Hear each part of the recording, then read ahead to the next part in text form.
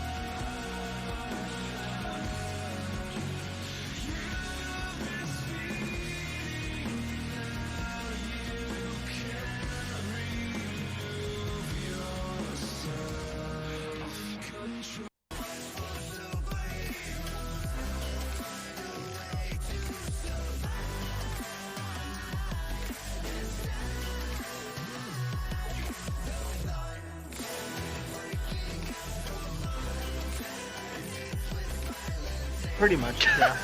Mikado, Mikado. Potato, potato. Okay. Links, let me know when we're in. All right. Hello, everyone. Welcome to the grand finals of the League of Dolphins Fish Bowl Challenge. I am going to be your play-by-play caster for tonight. My name is Rhino. I am joined by two wonderful partners tonight. It will be Django and Mikado from League of Dolphins, and we have an exciting match on tap between TSM and UGL for the finals of this tournament. Guys, talk to me a little bit about what we're seeing through picks and bans so far. What do you like? What do you not like? Definitely the Ash Morgana ban. For myself, those are two very annoying things. So those are very good things to just get rid of. The Yorick as well, beautiful ban because he's just gonna play I Taker Towers. Uh, what about you, Rhino? It appears we're having some technical difficulties with Django at the moment. Oh, Yeah, I mean, Shanghai is a well-known Yorick main, so I do like to see that taken away. We also know that Levi Ho plays a lot of Ash, and Doggeroo is no slouch on the Morgana. I used to play with him. His Morgana is actually disgusting. We do see some very meta jungle picks coming out. Nidalee and Graves, which I think were in Worlds considered to be the top two jungles at the time, which I find a little bit surprising because I don't think we see Nidalee at this elo super often. So it will be very interesting to see. I like it paired with the Maokai that does give them the lockdown in the top lane to potentially get some of those early ganks off that Nidalee really likes to do to snowball. And because of the AP in the jungle, it also allows them to go with an AD mid laner in the Zed, which is a very good matchup into Seraphine. that's another thing. The Seraphine shocked me. I was for sure one of the teams is gonna ban her out just due to her being a new champion. But considering the levels of these players, I guess they can deal with it. But going into the bot lane choices, the Caitlyn Leona, Senna Nautilus, I'm just curious as to how they're going to play the Senna Nautilus. Is it going to be fasting Senna, or is it just going to be standard ADC farming Senna? My guess is it would be farming Senna. We have seen this lane paired together fairly often, especially at the highest levels, and it's usually Senna is strongest in her farming stage at the moment. I think Nautilus adds an extra bit of protection, some extra crowd control for that lane. I do think that the push definitely goes to Caitlyn Leona, especially in the early levels. But Senna is one of the few champions that can kind of weather through the storm of the Caitlyn lane. She has the built-in sustain to kind of keep herself healthy, and eventually she'll just scale up to match and then eventually outdo the Caitlyn. So two very good team comps coming in. Django, do we have you back yet? Quite possibly, if you can hear me. Hey, there we Hey, go. team. Django, Yeah. talk to me about your opinions on the current draft. The draft is pretty interesting from my perspective because normally when I look at drafts in this ELO, what I'm looking for is cohesion between their units. And while I see a lot of like 1-2 pairings, 2-3 pairings, the full 5v5 composition from both sides doesn't make a ton of sense.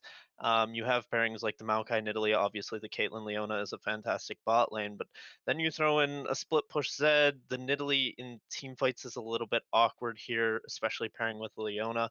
And not to say that these things don't work together, but it's just that they're very hard to work together, and you kind of need practice with these kinds of compositions. So I don't normally see them. That being said, when both teams are pulling them out, I expect hopefully that they have a bit of practice on these types of compositions and we'll get a very interesting stylistic matchup. I'm really interested in the junglers here because Nidalee Graves, like you already pointed out, are massive, massive priorities at high end championships and tournaments of that nature right now, but it's because of how effective they can be. So the junglers are definitely going to need to push these champions to the limits to get the most out of them. Otherwise, we could see them really fall behind. They don't have the reliable, crowd control like a tank jungler would have. They don't have very easy damage output, especially when you're looking at the Nidalee. The Graves is a little different, but we'll have to see how he decides to go. I really want to see phase rush this game coming out of the Graves as well. Yeah, I think that would definitely be the correct rune choice. I think we do see that pretty routinely with Graves. Um, I am a little bit curious about the team coming out of of UGL right now. They have both Seraphine and Senna, who I would consider to be relatively supportive carries. Obviously, Senna scales infinitely with her passive, and you have Seraphine, who does have some wave clear with her E and her Q. The buff to her E on the latest patch was pretty nice for wave clear as well. But they really are going to need Graves and this Jax to be able to pump out consistent damage in these team fights for them to win. And I'm not sure if we can rely on this Jax being able to get ahead. Makeda, what do you think about that aspect of LOD's comp? Um, honestly, it depends on how they play the top. I would say maybe the first 5 minutes. If the Jax is able to bully the Maokai out of lane, which is gonna be very hard to do, considering Healbot. Uh, maybe they can pull something off as a level 2 gank. Maybe to try and get that effect. But Jax is one of those champions that once he gets items, he's just gonna steamroll usually. I feel like the Jax is going to have a decently hard time in lane, but I don't expect him to be under any kill threat. He should be able to just farm up and go from there. Otherwise, that should be pretty fine. I'm really curious how. Oh my goodness, we swapped scenes, and I'm not actually sure which team is which. Oh, I'm so trolling. Caitlyn Z Nidalee. I'm curious how they're going to itemize because we have a lot of healing with the Seraphine, with the Senna. Jax is gonna proc Conquer, things like this, but they don't have anyone who's really good at dropping down that grievous wounds, and I'm really curious how they're going to choose to itemize and play against that kind of thing, because if they go for this poke style that they have with the Caitlyn Nidalee, I feel like they're not going to be able to out damage the sustain of the Seraphine Senna, and they don't have good grievous wounds appliers, so I'm worried about that. I'm really curious if we're going to move into a like 1-3-1 almost, maybe a 4-1 depending on which team wants which, but the Jax and the Zed are two very big split pushers, and I'm really curious if we're going to actually see them in side lanes 1v1ing in the mid to late game. That'll be really exciting because it's it's a skillful matchup on the Zed side. I feel like the Jax either has the damage to win the 1v1 or doesn't. So we'll have to see how internal balance does up in the top lane. If he's able to get a lead, I feel like that is absolutely massive. Yeah, Jax doesn't really feel like a Oh. champion until he's got. Looks like we have an invade coming out, level 1. Coming out from the side. I Oh. think there's UGL.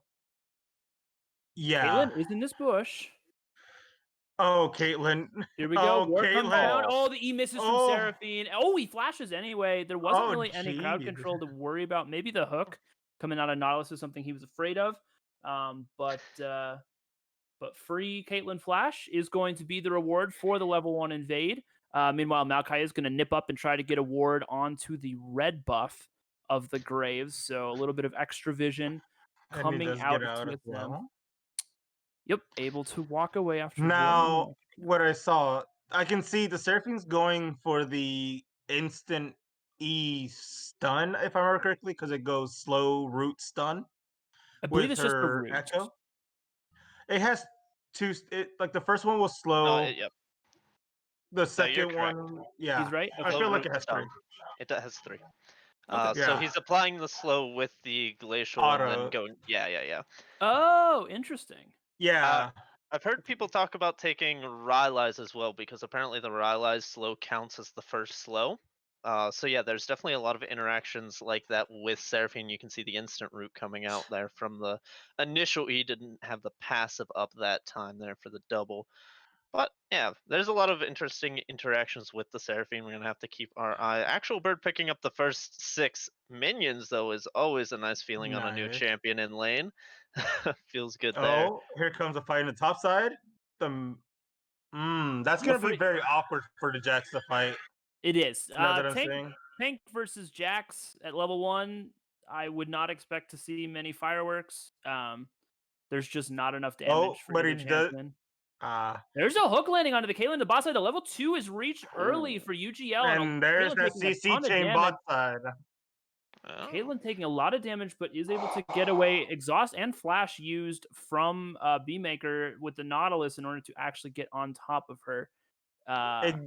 Exactly what I was trying to mention earlier. I think before we started, that CC chain that the Senna Nautilus have is just a very strong combo. That's going to be very deadly. Twiz seems to be under a decent amount of pressure from the Seraphine early, and it doesn't look like Seraphine's dropping a lot of mana. No, hasn't even eaten the biscuit yet, so fairly mana. Not doing too bad on that without any mana runes as well. No inspiration, no sorcery. Here comes the Nidalee. Oh, the spear lands. That's huge. The jump in Oh. from Zed. He's got the ignite down. Is the shield going to be enough? No, the pounce forward from Bashido, and the ignite will take first blood. TSM get themselves on the board first. Nice. Actual Bird playing that a little bit greedy. That was a very late exhaust and didn't want to flash away from anything. Probably wanted to preserve as much as possible because he was winning lane. And now he's going to have to run back into lane without the exhaust. Twiz did drop the ignite, so Twiz won't have any kill pressure until level 6 at least solo. But really good from Bushido to get out onto the map, get a kill. Also grabbed a Dark Harvest stack for himself, as we need to note that he did left that rune choice. I will say, I'm a little dumb. I didn't notice that the Seraphine went exhaust. Personally, I feel like Barrier would have been the better rune choice in this regard into the Zed. As from what is it, like a 30 or so win rate against Zed? It's about 32% on OP.G or on U.GG last time I checked. It is definitely one of Seraphine's worst matchups. I do think Exhaust brings a lot of value to AD assassins, especially burst heavy ones. If you are able to get that exhaust off before the big damage comes out, another trade as Twiz jumps in, is taking a lot of damage in return. There's the root, but the spear is not able to land. Infernal Balance gets knocked back, though. He is forced to flash away. And there's another Dark Harvest. Oh, the spear barely misses from Bushido, who has had quite a bit of pressure so far early. I really like to see this coming out of the Nidalee, and the Jax is going to be forced away from the tower. No mana on the Maokai, though, means he's not going to be able to get much done. There comes the stun, Counter-Strike. The level up gives some more mana over to Infernal Balance, but there is too many minions under this tower, and he's going to have to be careful. No mana on Shanghai means he's probably fine. Spear isn't going to connect. I like the attempt to threat the minions there. I like the vision spread out currently in the bot side as well for what is it, LOD or UGL, whatever their name is. Yeah, I think I was told UGL, but LOD is what showed up on the pro draft, so I'm not 100% sure. It's probably some combination of the two. I believe they're known as Updraft. I'm sorry, Upsurge, not Updraft. But they're currently controlling that bot side more towards the mid lane, with TSM having very little in terms of vision spread out for their bot side. Yeah, the bot lanes have been bouncing back and forth the minion waves, so it is just time for, as you can see, Leona's going to run into the river here now. Going to be looking up, might grab that control ward, which would be nice, as Zed just ticked 6, about to have Ignite up, so if Twiz can't look for a kill mid lane, he should be roaming towards bot lane. I'm gonna keep my eye on... There it is. Very nice, got the ward. We'll be able to be a little bit safer here in the bot lane. We see Caitlyn taking a recall on 1500, so we'll be able to grab BF sword and the likes. Senna has a little bit more gold, but not really going to be able to pick up too much more. Actually, if she greeds and stays for this wave, she can get pickaxe and tier and build up towards that early Morello. So Caitlyn actually canceled their base because it looks like TSM wants to go for this early Earth Dragon. Get that one down. I don't believe Graves pathed over any wards. I just feel like they have the push in all of their lanes and they feel confident enough to go for it. No, definitely not. This is something that I wish Shanghai could definitely be warding a little more. Maybe have. Oh, Here comes the engaged mid lane. Ignite comes out, and my. Twiz is going to kill. Meanwhile, Grace is top side. Shanghai has no mana left. He has used the ultimate already. Jax is just going to walk away from this one, and Shanghai will be going down. So return kill is going to be grabbed, but that does mean Dragon going over to the side of TSM. Yeah, And they're this- more than likely going to be able to pick this one up.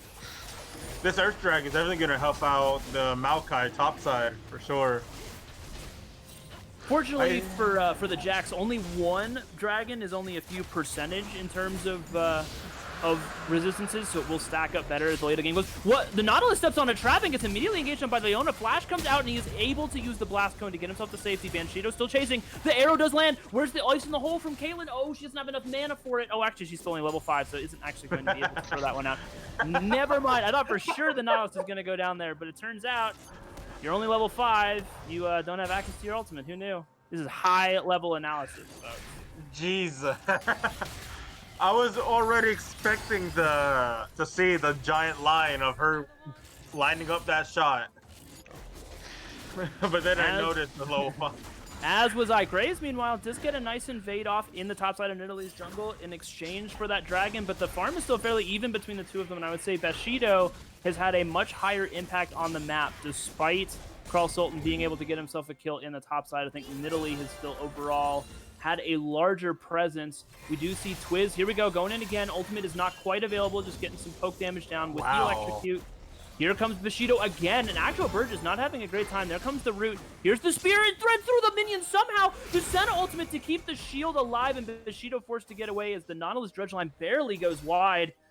Actual Bird, though, once again being forced away from this tower, is going to miss a lot of minions from that gank as well. I now see why that that matchup is not good for Seraphine.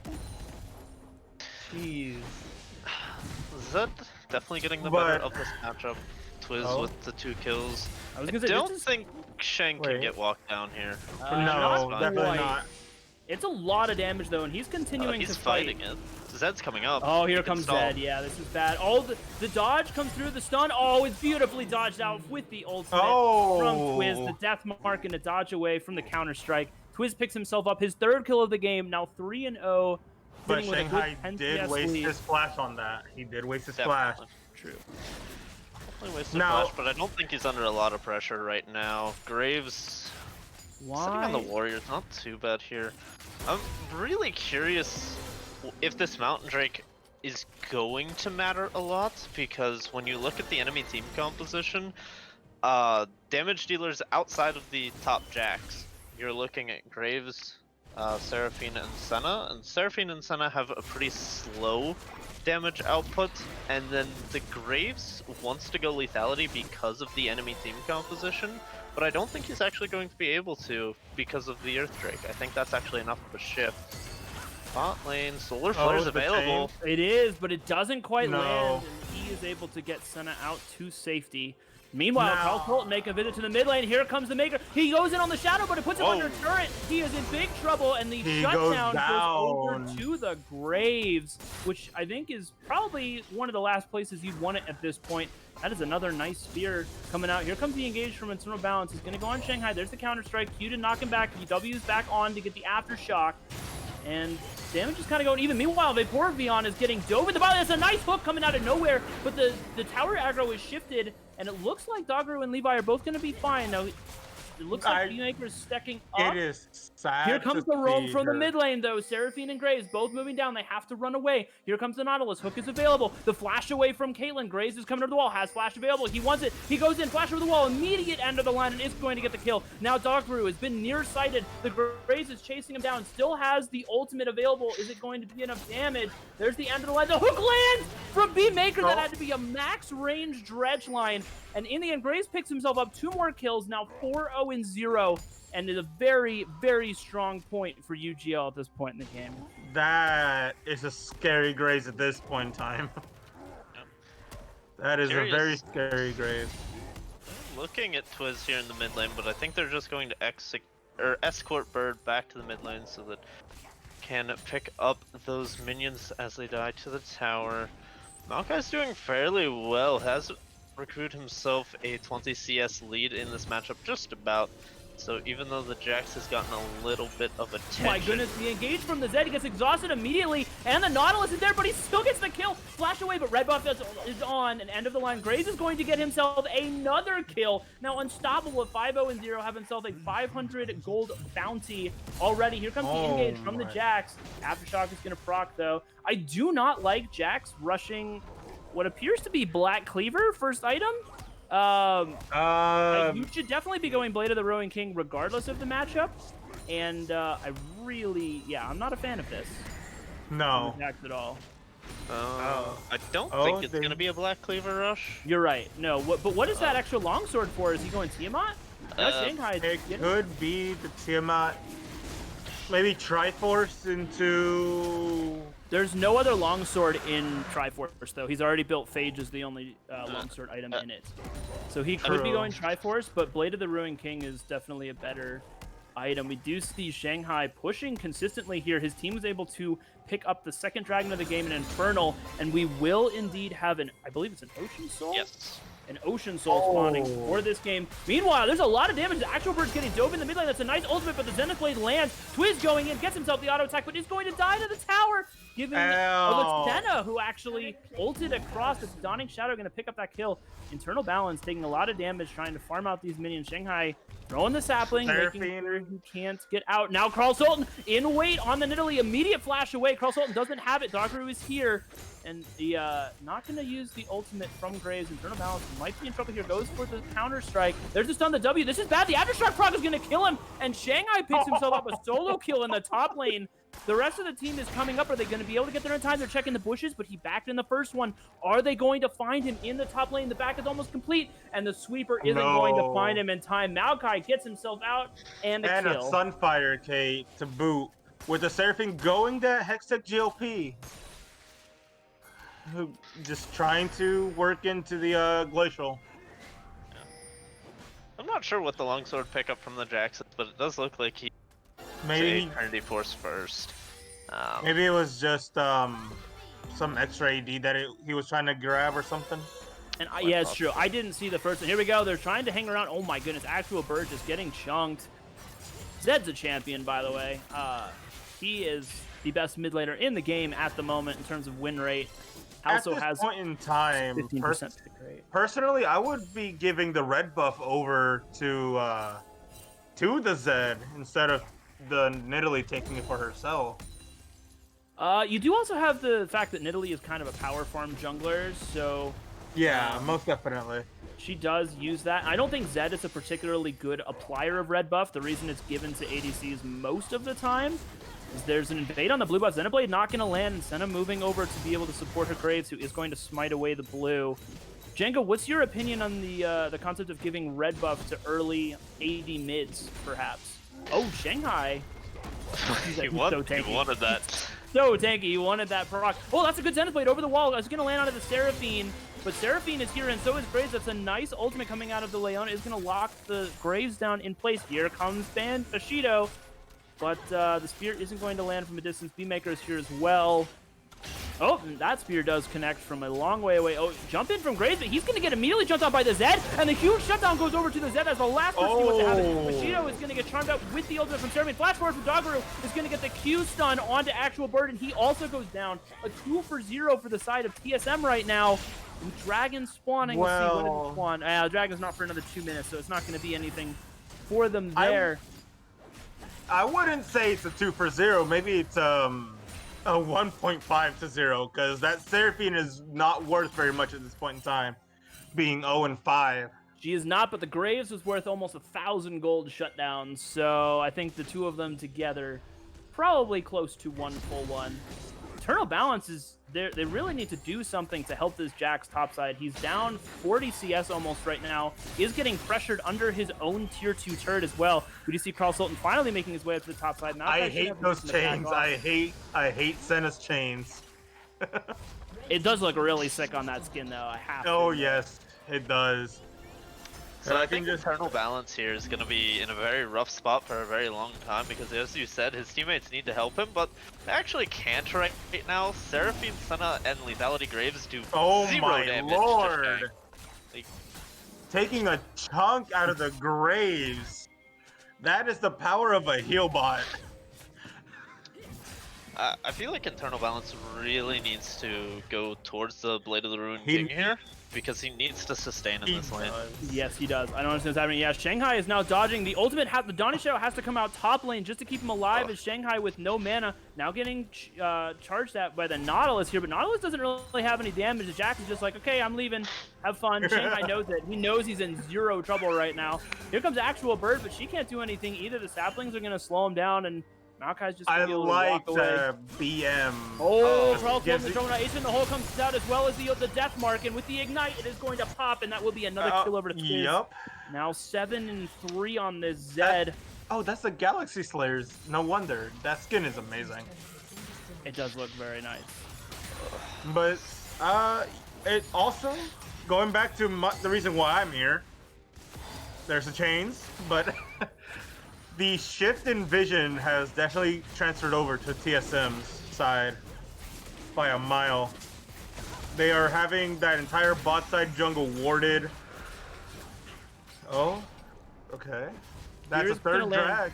Yeah, Dragon going over. There's the land from the GLP. Here comes the Jax, but he doesn't do any damage. He's flash forward from Doggeru trying to get damage. He does get the solar flare down, but there's not enough damage, and the Jax is going to clean himself a kill. Now Maokai goes in, though. He is a huge beefy boy in the front line. Flash away from Internal Balance is not enough, and he is going to go down. The Nautilus in trouble as well. Dash in from the Nidalee is going to pick up the kill, and now Maokai continuing on. It's a huge three-man queue, but the heal from Senna is going to be enough to keep him alive. He's flashing under the turrets to get the Seraphine, and will do it. Here comes Oh my. the Zed, a double kill for the Maokai. He's just diving over and over again. The Senna has absolutely no damage right now. She's building towards the cleaver, but she doesn't have it complete yet, and that just means a complete wipe. A 4 for 0, 4 for 1, I believe. The Leona did die, did she not? That is why Maokai is such a threat. He does not care if there is a tower in his way. You are gonna die. I think Long it has a live- lot to do with what what LOD are bringing to the, or excuse me, not LOD, Upsurge are bringing to the table right now. I mean, they have a non-stacked Manamune Senna, they have a GOP, a Seeker's Seraphine, and they have full lethality on the Graves. So right now the Maokai is just in a position to be literally unkillable for Yeah. about 10 minutes, and if 10 minutes go by, you have to be thinking that Soul and Baron go into the possession of TSM. And If they feel like get this that game- Ocean Soul, it's over. That Maokai will it's never very, very die. Very true. Only 27 Oh. souls on Senna right now, by the way, which seems like a very low number at 20 minutes into the game. So not a huge concern about that scaling from Senna as well, which is a little bit unfortunate. We'll see how that progresses. Meanwhile, Nidalee has started the Baron by herself. There's no vision here. I'm not really sure what he's hoping to accomplish. He almost gets killed by it. There's the heal. There's no one to tank this except the Leona. And I don't think Upsurge has any idea this is happening. Meanwhile, Shanghai going in 1v3 in the top side. He has no vision of where anyone else on the team is, by the way. Exhaust comes down. So does the Nautilus ultimate. He is just sustaining himself through so much. There's no anti-heal available just yet. And you can see the heal from the No. passive is so much. He's Oh trying to my walk himself away, but Lord. Baron goes down. There's the W, and he heals himself yet again. They finally get the shutdown, and it goes over to the Senna, which is a really good person to have that on, but meanwhile, it is in exchange for Baron. Now, here comes the Zed. He is going to get stunned by the Counter-Strike. Internal Balance trying to get back onto the tower. Jumps away. Isn't going to be enough. The Deathmark procs. Also, himself on a killing spree. I figured out why he bought that extra longsword. It's a little too late for it, though. But you got an Executioner's. Yeah, you definitely wanted to complete that one earlier if that's what you were going for. It does make sense, though. You are correct. But hey, Jax players, they don't need a brain. I here we really go. just like, Walkward, oh my goodness, it's a long range hook on Caitlyn. She flies over the wall to get herself to safety. Meanwhile, Doggeru goes in, gets himself the ultimate on his own person, and is able to slow down B-Maker. Now here comes the zone. Oh, the flash forward from Leona. There's another stun. A huge amount of damage. Leona is in the middle of everybody trying to get kills. She is going to be picked up, but gets 2 kills for That his poor own team Seraphine. in exchange. Yeah, Seraphine's not having a good time. Here comes the Jax trying to go in. He gets a double stun with a Counter-Strike. He does get the shutdown onto the center. No, it's actually taken. Here comes the Zed. Goes in with the Death Mark. It's going to be taken by Nautilus. Here comes Shanghai. Does so much damage. Kills under the tower on the Nautilus. Now, That is- Senna's in trouble. There's the double kill. Here comes Internal Balance. He's going to get pounced in on the Nidalee. He's going to try to get that response kill, but the ultimate does not make him taking it up. It is a ace, a 5 for 3 in favor of TSM, and yeah, this Maokai is Senna essentially finishes the Black unkillable. Cleaver. Senna That is a finally good gets her point. Black Cleaver. Yeah, the Cleaver is going to be a big completion.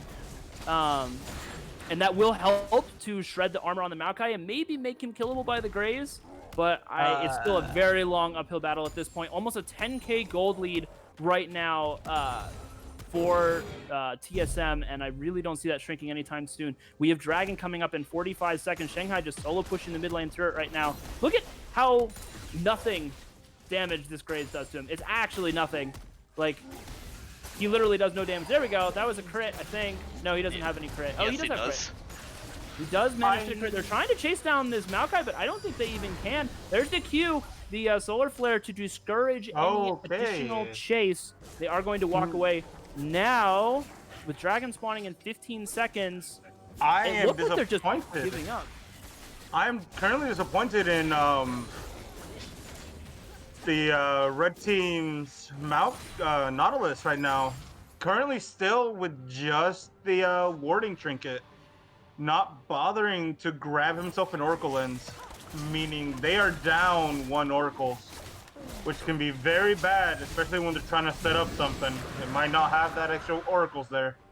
Very And true. The that vision goes denial is the big. soul. There goes the soul.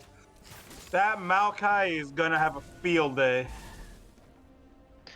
Already sitting on Spirit Passage, only the Executioners onto the Jax. It feels very, very hard to take him out at this point, and that's honestly less of the fact that he is, like, don't get me wrong, he is tankier than all heck, but that's less of the fact that he's tankier than all heck, and just the Upsurge Oh, just he don't picks have it damage. up? Okay.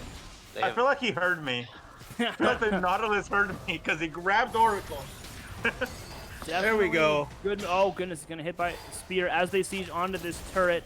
Baron has disappeared, but again, like you mentioned before, Ocean Soul picked up 10k gold lead, and Maokai is going to be able to push up the mid lane as well. All the outer turrets are now down, and they just need to get onto these inhibitor turrets now, and the inhibitors themselves, and once the base is broken, I can't help but feel it won't be very long before the game ends. Seraphine is caught way out of position here. The Maokai root is going to grab her, insta dies, and now the Dawning Shadow comes out over the top. The Jax flashes in to try to get on top of the Nidalee, who fails to jump over the wall, but the stun from Leona, the ultimate over the Saving top, her. is going to save the Nidalee, and now the siege can continue a 3-for-none for TSM, and I'm pretty sure that's going to be the end of this game. Now, something that's really disappointing me is the low vision and the low amount of control wards that I've seen so far being placed down and purchased. The Seraphine also not taking advantage of her ult being able to have increased range when it goes through her allies. That could have probably saved her maybe that last step. Maokai just jumped the fountain laser and almost made it out. In the end, TSM going to be able to take game 1. Pretty clean victory overall. Definitely a strong performance from the Zed and the Nidalee, and obviously the unkillable Maokai in the top lane. So we do have TSM taking a quick 1-0 victory. We're going to take a break shortly, and we will come back to you with game 2. Can UGL come back and make this a 3-game series? We'll find out soon.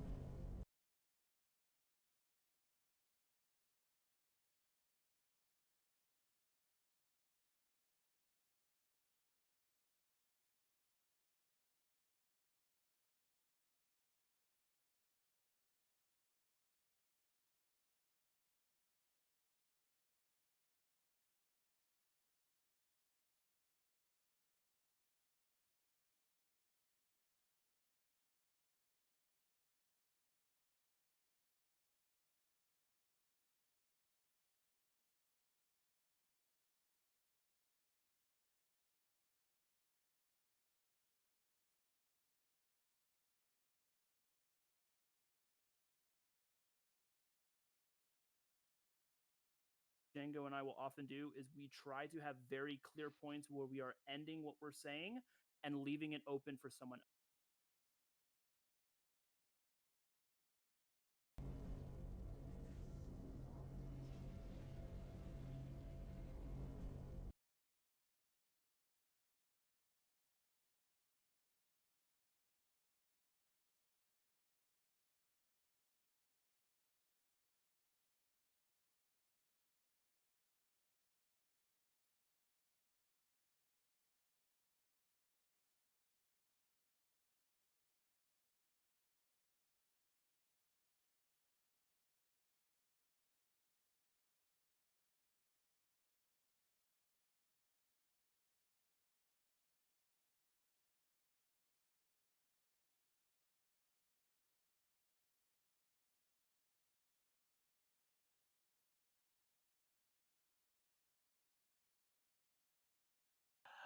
So for this one, why don't we try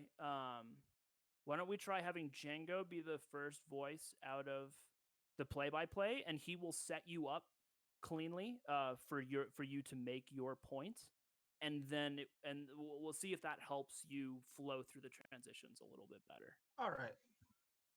Michaela, Thank you for putting for this as well. what do you consider like your specializations? Because I generally try and like understand who my co-casters are as like players and people, because like I play support and before that I played AD carry, so I talk a lot about the bot lane and I know somewhat about mid and jungle, and my least known role is top, and I'm very fortunate that Rhino is a top laner, so anytime I have something about top I usually throw it over to him. What would you consider like your specialties? Is it sad to say that I'm exactly like you? No, not at all. That's good. That works in its own way, that we can bounce things off of each other in the bot lane. But yeah, no, that's completely fine. Yeah. I started off my League of Legends plays as a jungler because Kha'Zix was my first champion I ever picked up to play. And then I switched over to ADC, and then I've stuck to support fully. Okay. Every now and then I'll play mid, jungle, anything. So in terms of game knowledge, what do you think you know the most about? It sounds like you talk about vision a lot. Vision a lot. Yes. So do you know where, like, can you bring out points like where words should be placed, like how many pink words people have bought, that kind of thing? Or Of course, I'm happy to do okay. so. Just trying to think of specialty. Try to be thinking of things of a unique perspective that you can bring, that other people might not be able to. Understood. Oh, Now the big question is, Lynx, were you able to get an overlay for the pro draft? You may not have an overlay, Or just but, have the thing ready? So Lynx, we're not muted, by the way. Thanks for that. Hi, everybody. You were all definitely Hello. supposed to hear all of this. Oh, for sure. We're not talking in the background at all. Oh, man.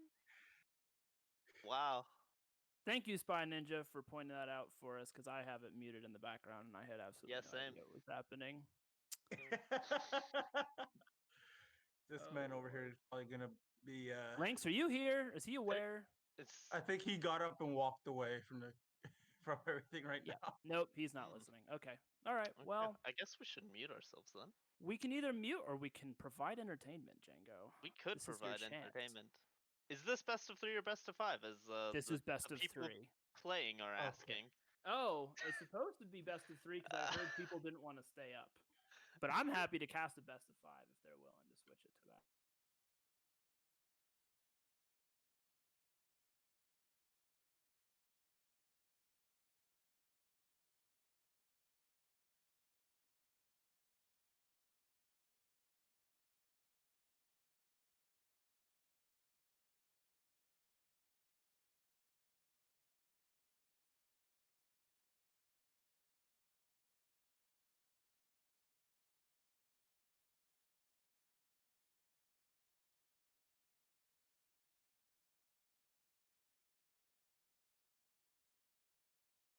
Get ready, get set, let's roll. Roll rubber in the bit of petrol. Red, yellow, hit green and gold. Breathing slow.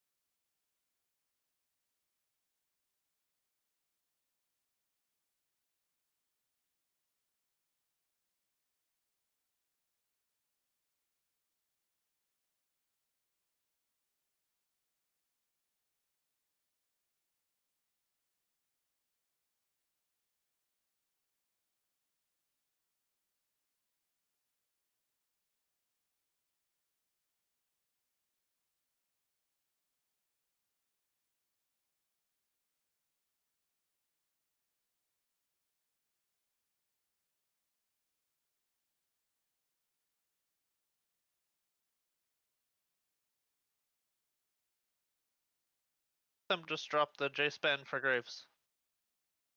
All right, What? I think we are indeed live now, although it is hard to tell sometimes.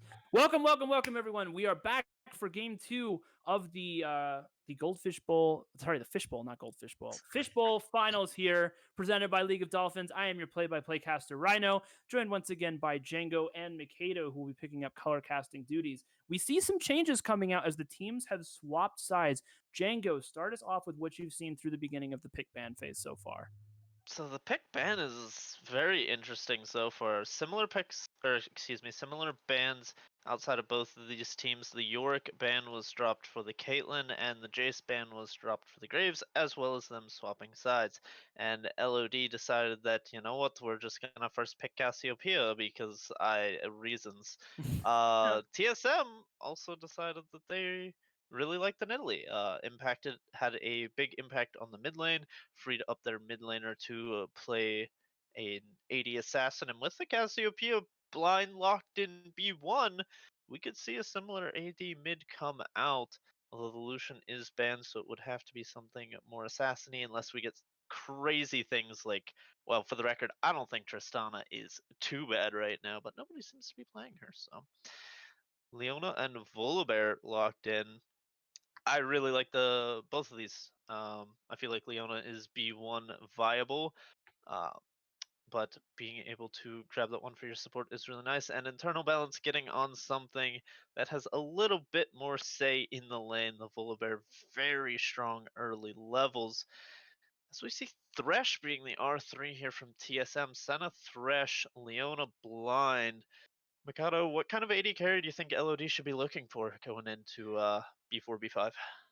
Into a Senna Thresh with Leona, I would actually not put it past them, or as a safe pick, something more of a mage type in the bot lane, or as I was gonna also suggest, Jhin, which was banned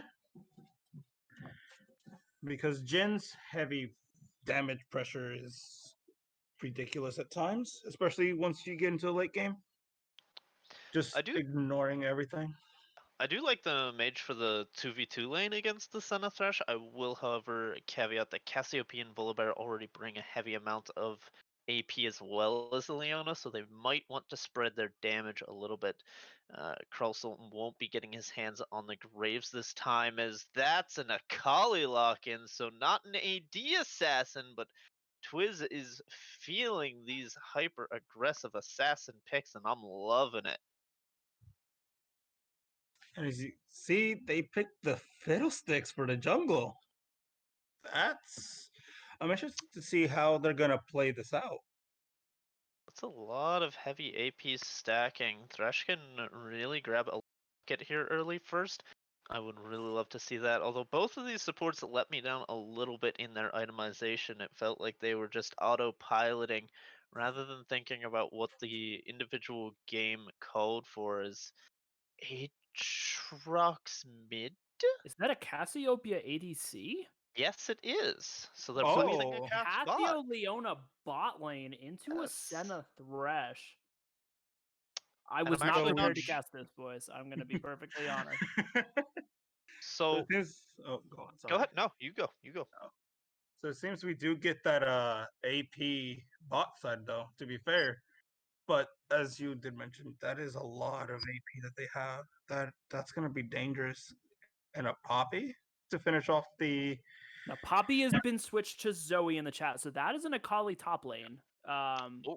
So we are going to see Shang on the Assassin Akali into Aatrox, which is notoriously a rough matchup for Akali because the Shroud doesn't necessarily help against the Aatrox sweet spots. If he's able to find them, they're usually wide enough, and she can get poked down pretty aggressively by that pick in the top lane. You pulled up the OPGGs. Are we sure it's Volibear top Aatrox mid or vice versa? No, we are not necessarily. That is a good point, actually. Are we by the way? We are. Yes, ready, production is ready to go into pick ban. So we will head that way, and this is where some of these questions will be answered. You have a very good point because here's the thing: Volibear, like Fiddlesticks could actually go in any of the 3 positions in the top. You can build tank True. Fiddlesticks, top lane, and mid lane, and that works just fine as a blind into almost any matchup. Aatrox can run technically in all 3 lanes, and Volibear is very good in both the jungle and the top lane. So this could be very interesting. I would tend to lean towards Fiddlesticks mid, but it's kind of What? tricky with the Casio in the bot lane. It does kind of make more sense to have your AD threats having more gold on them. Yeah, definitely. It's really, really interesting coming out here. And with the TSM's comp, you have to think that they don't really have a true tank regardless, so maybe they're not too worried about their damage spread. Another thing to notice when they don't have a true tank is the value of Fiddlesticks goes much, much higher. Zoe, Senna, and Nidalee will all be very juicy targets. And it looks like internal Oh. balance They're could be the trolling me, one dude. taking They're the Fiddlesticks. trolling me. No, I They think can still trade, dude. they This isn't could. over. They This isn't could. over. We will have to see. They're all What? gonna hover Aatrox. They're all gonna hover Aatrox, dude. I have no idea where this is going. This is great. One thing I do want to bring up real quick. So normally with Nidalee, we saw it a lot at the pro scene. In order to kind of make her most effective, it is good if the enemy is not building magic resistance. The problem with TSM's comp is they have drafted 2 AP solo laners in the Akali and the Zoe around the Nidalee, meaning that for like some of these tanks like the Fiddlesticks and the Volibear, it is very easy to itemize towards magic resistance early, and it makes those ganks significantly less dangerous. Yeah, I agree. Zoe, Akali, Nidalee is fantastic reasons to build some magic resist. We'll have to see. This tank Fiddlesticks is probably going to be rushing a Spirit Visage into... Well, he might actually stop for a Catalyst versus that's just a very strong laning item, and it gives them some additional mana. Actually, they are just flexing on us. Yeah, It's not... no. There's no way it's Volibear Leona bots. I Hey, will... you never know. You never know. I would I've imagine seen that some very doesn't do strange very bot well lanes. into Senna Thresh, but what do No. I know? I've seen some very strange bot lanes in my day. That'd have to be up there, though, surely. But the thing is, Actually, the old Volibear Volibear Leona brings- used to be a lane. Really? Yes, old Volibear Leona used to be a lane that I would run. Is that just because the Leona could lock him down and the Volley gets the free flip plus all of his damage? I would run it into low range AD carries like Vayne Kai'Sa. It Okay. didn't work against like Kate Ash stuff. Shocker. Senna, but yeah, kind of just stalling a little bit of time because I feel like the game gets much more digestible once we know Oh, it's where definitely everyone Casio on jungle. LOD. Now we're all set. Okay. Oh, okay. Okay, I see. Leona top from the beginning. I don't know how that went. Jesus.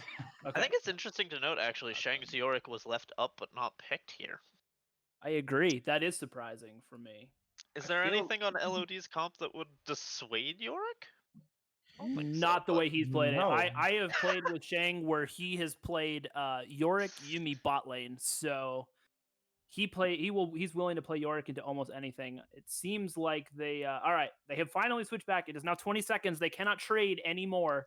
So we have Aatrox into Zoe mid, Volibear into Nidalee jungle, and Fiddlesticks into Akali top, just like everybody thought from the very beginning, honestly. Oh, my brain. So I remember Aatrox mid being a decent pick. What was that, season 8? That was a while ago that Aatrox was being flexed into the mid lane. I feel like it was recently after his rework came out, but so that champion mid lane is not the craziest thing to see.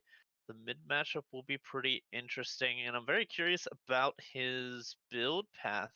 I understand the champion rushes Black Cleaver a lot, but I feel like it just gives absolutely no value this game. But I don't know Aatrox itemization well enough to say convincingly that he should be rushing things maybe like a Death Dance or certain things like that. We'll have to keep an eye on Actual Bird and how he decides to build that, as well as Cross Sultan. Pretty heavy mix-up from the Graves onto the Volibear. You're going to be having a different rule, although I feel like your eyes are just on all the lanes. Cassiopeia AD carry, Aatrox mid, Fiddlesticks top. Upsurge has brought out the big guns here in game 2, as this is a best of 3, so this is an elimination game for them, and they are hinging it on quite a draft. Indeed, they are. I would like to point out some stuff about top lane if y'all are interested in hearing it. So, Please do. Aatrox, the reason that Aatrox loves Black Cleaver is two things. Number one, it usually works really well into bruisers who tend to have really nice scaling armor, and number two, it gives him the 20% cooldown reduction. So Aatrox typically in lane, he will actually rush Caulfield's Warhammer into Kindle Gem and then finish Cleaver and then finish Death Dance because that early CDR is so important for him. So while we could see a Death Dance run potentially, I actually still think he will probably go the more normal build simply because it's just the most efficient in terms of getting that extra CDR for your Q. So riddle me this: Caulfield's Warhammer into Kindle Gem into Death Stance into Spirit Facade. That could work as well, honestly. That would be a much higher level of thinking than I would imagine we typically have around this elo, but I actually really like that because Death Dance, right, synergizes super well with his E passive, which gives him healing for damage dealt to champions, a lot of healing, and then his ultimate as well. So I would like that the Death Dance rush into Spirit Visage. Spirit Visage is often seen as kind of a 4th or 5th item on him, but with so much magic damage in this game, and really the only AD threat being a Senna who really can't attack you all that quickly. I really actually like that build. We'll have to see if it comes out. Mikado, any thoughts on the bot lane matchup in terms of itemization or summoner spells that you'd like to see? For the Senna, personally, I would forgo heal and go barrier here. And the Thresh definitely on that. I wouldn't really say exhaust, maybe ignite.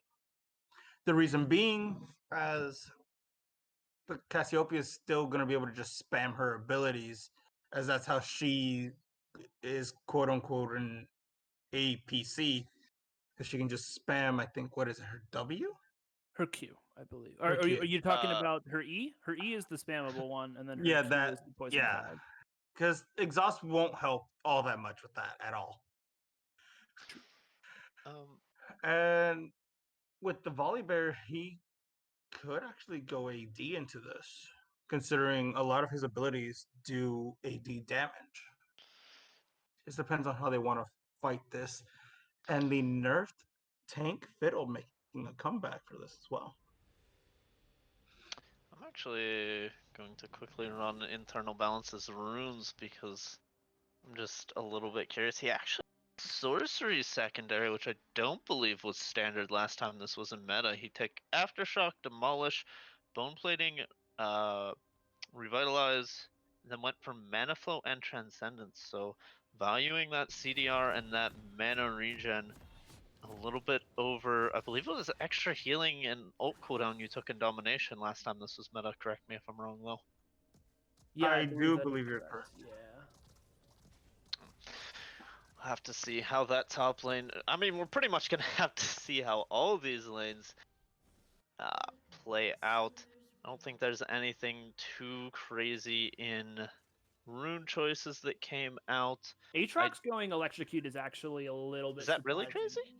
It's not. It's probably decently normal for mid lane, but Conqueror synergizes with his kit so well that while it will give him extra lane pressure, realize that his ability to good dodge away from Maker on that death sentence that probably would have been his death. Oh, does land the spear. Third. Machito has been quite good on this Nidalee, not going to lie. Very impressed with the spears that have come out so far. Shanghai getting some early poke damage, does get the bone plating off. Carl Sultan taking an electrocute proc from Quiz in the mid lane. Just a lot of poke going on.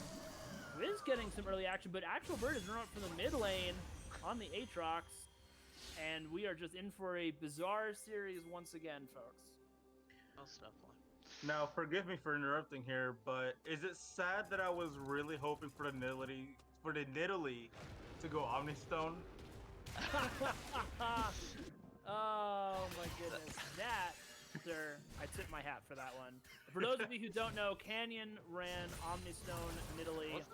Was it Canyon? I thought it was SOFM. Was it SO? It might have been. You might be right. SOFM ran Omnistone Nidalee in the World Finals appearance. So a very well-in-taste joke coming. Wait, am I trolling? That was one of the two. It was in finals. I'm pretty sure Canyon never got Ooh, Nidalee. that's There's an engaged bot lane. The Death Sentence somehow managed to miss both. And the Twin Fangs singing in from Vaporeon are doing a lot of damage to Doggeroo, but it also is sucking up his mana to a huge extent. Senna getting in her auto attack has been able to trade quite nicely in this lane as well. We'll have to continue to pay attention to see how that one goes. Zoe doing a good job of poking out this Aatrox early. He did take second win, so we'll have some ways to deal with the continued poke that will come out of the Zoe. Here comes another drain on Shanghai, who is actually not really winning this matchup early. The additional healing that comes out of this early Fiddlesticks is big, and now here comes the gank. A flash away from Cassiopeia will dodge away from the spear, but the play comes in for Doggeroo. Here's the flash from Makar. The Death Sentence is dodged away from with a nice backstep with the spears in the land. The stun on the tower. Bushido has forced a flash away. And in the end, no one goes down for first blood. A gank in the top lane turns into nothing, and now Volibear is mid. Flash away from Twiz. It's his real one this time. He is going to be able to get himself away from the infernal chains. Aatrox will not be pulling anyone back to base. He's chasing him out, making sure he knows who's the boss of the mid lane. A lot of early action doesn't lead to any kills. Yeah, a lot of the summoner spells being blown, and my eyes will be on if these junglers can make repeat ganks happen. Bushido's looking mid though. There's the sleep. The ignite comes down, and the execute coming through from Nidalee is going to get first blood. Well done, sitting over the wall, waiting for that one to for that gank to materialize, and a nice sleep from Twiz is going to set that one up. First blood over to TSM, but here comes the Volibear. Is angry. The ignite comes down from the W. There's the E. Is going to be able to get the dodge away, and the kill. The counter coming through from the Volibear in the mid lane is going to be quite big. Shanghai trading back, no mana on internal balance, but does have that drain, which is just so annoying. So much damage onto Shanghai. The flash away from the weird, what are they, the effigies coming out from Fiddlesticks. Yeah. And now Shanghai is, or internal balance has no mana to do anything but kind of poke at Shanghai. But the minion lead is about even right now. Carl Sultan is topside, doesn't have the ultimate, obviously. There's Shanghai, gets feared. The flashback from Carl Sultan into the stun, and an easy pick up the Volibear. Now 2-0 to start this game. No. I really dislike the spectator client is still bugged with flashes. Oh, did you see that? What just happened? So Actual Bird got slept in the middle of his third Q, but the damage still goes off. That's an interaction that I've never seen before. Here's Bushido bot again, but Doggeroo not able to land the Death Sentence means that the bot lane for LOD is going to be able to walk away. I have no idea whether I'm going to keep calling them LOD or Upsurge, and it's probably going to switch for the rest of this game. I can't. I just can't right now. There's Nobody's Twiz, correct. pulled back by the Infernal Chains again. He's going to get landed in the auto attack passive from Actual Bird. Oh. Going to finish off the kill, a solo kill in the mid lane. A drastic change from what we saw in the last one, where Twiz was the one who was able to abuse the AD versus AP match. Oh wow, that was just so many things that just happened. We're not done. Why would we be done? Why am I not allowed to talk? There's the ground coming out from the miasma. The E from Senna going to drop Vision Nose, and Makar is able to get out. Vaporeon not able to get down those extra Twin Fangs for the needed damage. Now Shanghai going into the top side, just trading happening everywhere. I don't think there's going to be any kills. I'm going to finally let someone else besides me. Oh man. I was All right. Go ahead. First, I would just like to point out, I'm disappointed in the fact that no one is really warding. Because right now, there's been multiple ganks into the mid lane and in the bot lane, yet LOD, Upsurge, whoever they are, has yet to put down a single ward for their side to try and minimize those gank opportunities. Flash away from Shanghai. There's the flash forward from Material Bounce. Is he actually going to get the solo kill? He does. Level 6 comes through, and the Crowstorm damage is no joke. Its base damage is actually insanely high, which is why Tank Fiddlesticks can even function. And so, yeah, a solo kill going over. There's the Infernal Chains going to land on a Twiz. He will be yoinked back. But, oh, there's the World Ender. He's going to get popped. Here comes Carl Sultan. No flash available for Twiz in the mid lane, and he is going to get shut down. The Ignite comes down from Actual Bird. Level 6 advantages being pushed across the board in the top and the mid lanes from LOD leads to 2 more quick kills and a 1,500 gold lead to start this one off. They're doing quite well to come back here in game 2, already onto the first dragon at 6 minutes 45 seconds, being crazy fast soul if they're able to sit on top of this one. But It's available. Here comes the smite that jumps in. Is not going to be able to get the steal. Meanwhile, Carl Sultan now is engaging onto Bushido, who wasn't able to get the lantern. Is going to go down. That's a nice miasma. Dogger running away. So is the Senna is able to use her shroud to get herself out, and the chain to follow is going to lock everything down. Blue shield probably comes through with a nice look at the wall from Quiz as well. He's going to steal away the blue buff with a paddle star.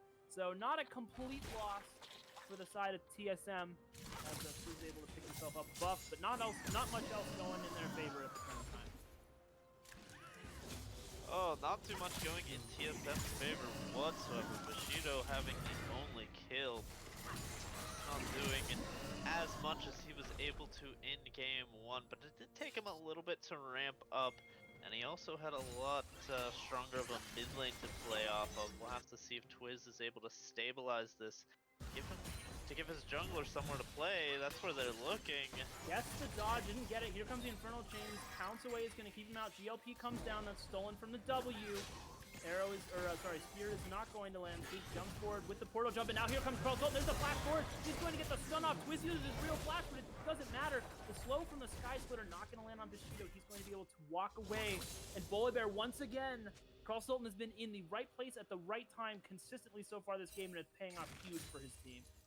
Oof, Carl Sultan just being everywhere on the map right now on the Volibear. No boots in his inventory, but it so feels like he is just zooming over the entire map. CS lead and 5 KP compared to just the 1 on Bushido.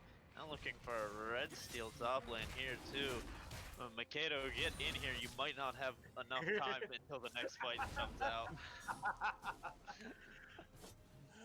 I'm just in awe at how these fights have been going. It seems roles have completely been reversed since game 1. Yep. It's Definitely, especially a the little, mid lane. yes, for sure. And going off of what someone in the chat has said, top fiddle players are disgusting. I can totally agree. Fiddlesticks is not one of those fun champions you want to ever fight. He just kind of sits there in channels and doesn't let you do anything. Sleep comes out mid lane and is going to get some damage on Paddles. Our flash forward to Maker, but misses on the now I can't remember the name of the E, but this is the Leone. No, the Leone. I don't. It's, wait, is that not Zenith Blade? It is Zenith Blade. I'm sorry. Yeah. It is Zenith Blade. I play that. Oh, Twiz flashes forward. That's not his real flash. Just get a fake. And the Sleepy Bubble Trouble is going to go wide, so not going to be able to get much else done with that. Eternal Balance still keeping up a decent CS lead. Shanghai doing his best in the top lane. Nidalee is now here. There's the E. Shuriken Flip lands on. The ultimate going to come out. There's the Crow Storm. Shanghai going to jump back. Here comes the ultimate. Perfect execution. Will it be so? It comes through, but it's not any damage on his tank. Fiddlestick tries to channel, but in the end, Nidalee is going to pick up the kill. Now, Actual Bird had used the World Ender in the mid lane. The Ignite comes down from Twiz.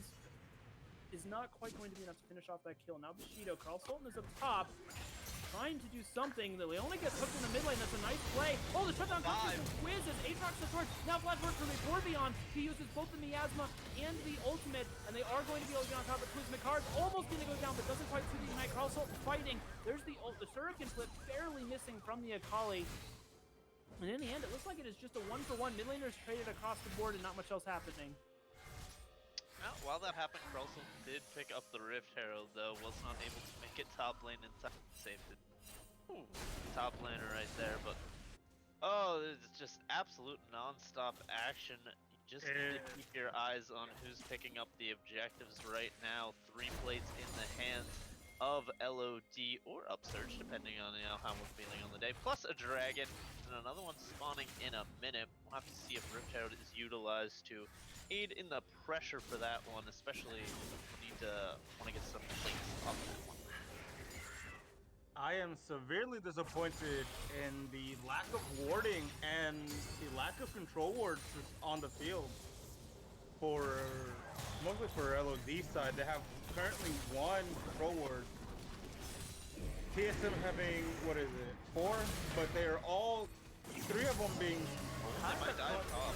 They're trying to. Riptail is going to take that turret. Carl Sultan drops, flashes forward, but Shanghai forced the flash response. Here comes the perfect execution. He needs the second half of that ultimate. Not going to be able to get the cooldown in time. And there comes the, that's a nice, oh, Twiz is in trouble, but Actual Bird doesn't have the Umbral dash to be able to get that third Q on top of Twiz. Twiz going to be able to walk out. Not a good trade for him. There comes the spear from Bushido, who just, man, he is always around, isn't he? The Nidalee been putting in overtime the last few minutes. That's a great ultimate coming out of Maker. And I'm not even sure if it's Maker or Makar. Now Dogru topside is going to get the death sentence. He has flayed this Fiddlesticks under turret, but he's not taking much damage. Here comes Dogru. He's trying to ultimate. There comes the Crowstorm. He's not really doing any damage. The fear comes onto Dogru. Internal balance trying to get on top of him. There's the drain. Razorback being forced away. Death sentence is again going to miss. Dogru taking this entire wave of minions. He's in big trouble. The fear might be enough, but no. Internal balance is going to go down. Dogru keeping himself at the edges of vision, also going to be able to stay alive. Meanwhile, Dragon looks like is going to be able to go over. Carl Sultan's going to jump in here in time. It's a 2-Dragon lead over to Upsurge. To start this one off, they have about a 3,500 gold lead at 12.5 minutes. Spear is going to land. Maker's going to take a lot of damage. He's just going to be able to get himself out safe. Now, Carl Sultan waiting for this pink ward, one of the few on the field. Here comes the sleep. The Dawning Shadow over the top is a lot of damage. Bushido not able to get anything with the execute. Spear's going to miss. Here's Shanghai now teleported into this. Angry Bird, Actual Bird is in trouble. It's forced to flash away. Here comes Shanghai once to get on top. Meanwhile, Bushido going to get jumped on and CC'd down. Picard's going to get ignited. Twist picks himself up a side kill. Dogru flashes forward. There's the Lantern. Really nice. Can Shanghai get this kill on the Actual Bird? He's trying, but the healing is huge so far. He just continues to heal. The passive comes up. There's the ignite coming down to Dogru. But no, Actual Bird's still alive. He's going to pick up the kill. And Shanghai is forced to run away with nothing now. Internal balance. Can he get anything done? Carl Sultan is here. Here's the crowd. Twist is trying to help as best he can. The Aatrox is trying to back here. There's the fear. Carl Sultan goes unstoppable. Now comes the Sky Splitter. Is going to land the slow. Internal balance still once. There's not the Crowstorm available for a few seconds yet. Is channeling the drain on the multiple members. Where's the silence? There's the fear. Is it going to be enough? Another drain is going to finish it, but he's going to get rid of by the chains and the sleep. And Twiz is going to throw out a Paddle Star for good measure. Doesn't do a whole lot to the nearly completed. He's got Merc Treads and he's getting close to that Spirit Facade. Tank Fiddlesticks is truly online. That was a lot of words for not a whole lot of action. A couple kills going down, and it's still going. There's the ultimate over the top. Leona is dropped. Now the hook comes in, and Internal Balance is going to drop. Now Maker might be in trouble. Dodges away from the spear. Carl Sultan's here, but only about half HP. And it looks like I can finally breathe. 20 seconds ago. Somebody hurry and talk. Never mind. Here comes the Infernal Chase. Shinai goes in. Has the perfect execution available. He's going to get ignited by the Aatrox. Play from Dogru. Actual Bird just poking through using the Q. And so far it looks like nothing else is happening. There's a lot of hate. Oh, never mind. Here comes the Sleep is going to go down, but Unstoppable by Carl Sultan is going to stop it. Shanghai might be in trouble. Gets smited. Isn't going to get stunned. The Side Splitter is going to give him a shield. Shanghai goes in with the perfect execution. Has to use the Shroud. It's very, very low. He's probably going to have to ult out, and he does. Now Bushido has no mana. The knockup from Actual Bird is huge onto 2 people. Carl Sultan trying to chase down. Shanghai looks like he's going to get away. Wow, that engage was for absolutely nothing. Teams are keeping on going. Twiz poking down. Another stolen ignite coming through.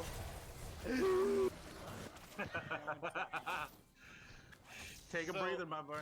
Nothing happened. Wow, that was fun. So the fight started after Dragon went down, and the next one spawns in 2 minutes and 20 seconds.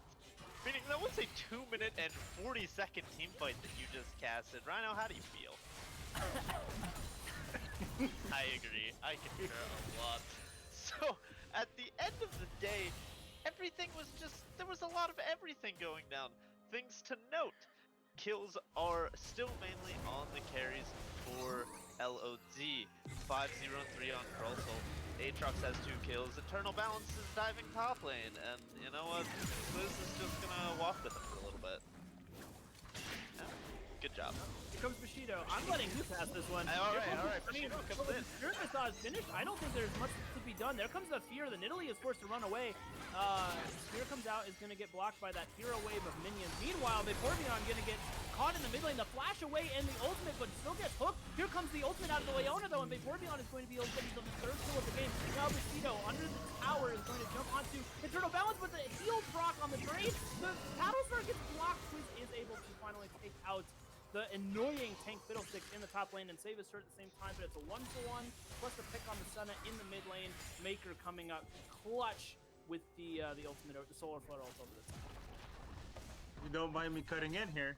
Go for it, please. Please do. Again, though, Maker, again, not grabbing the Thank you, stupid... Jesus. He didn't grab the Oracle Lens again. Is this going to be another one of those where he gets hit at like 30 minutes? But hopefully not too much longer. like I did mention in the champ select and during the draft, that AP in the bot lane against that Senna Thresh, just very strong against them. Yeah, they were able to just completely burst out the Senna in the mid lane there. I feel like Vapor here on the Cassiopeia is having a very quiet game, but definitely doing pretty well for himself. Everyone is busy fighting, so you can see the CS numbers are extraordinarily low. He is sitting at the highest. 120 in 17 minutes isn't anything impressive, but considering how much fighting has been going on, he's managed to pick up 3 of those kills for himself.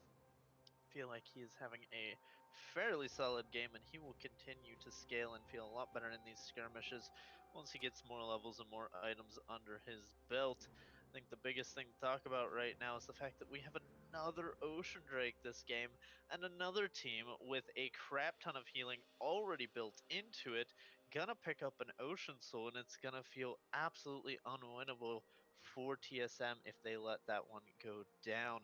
Upsurge last time let the spawn just fall without a fight. I do not want to see the same thing from TSM here. Now, another thing to note, this is the second time Kral has been unstoppable. But last time, once he reached that, he sort of just took a hard dive off a cliff. Will the same thing happen again, or is he going to keep up this lead?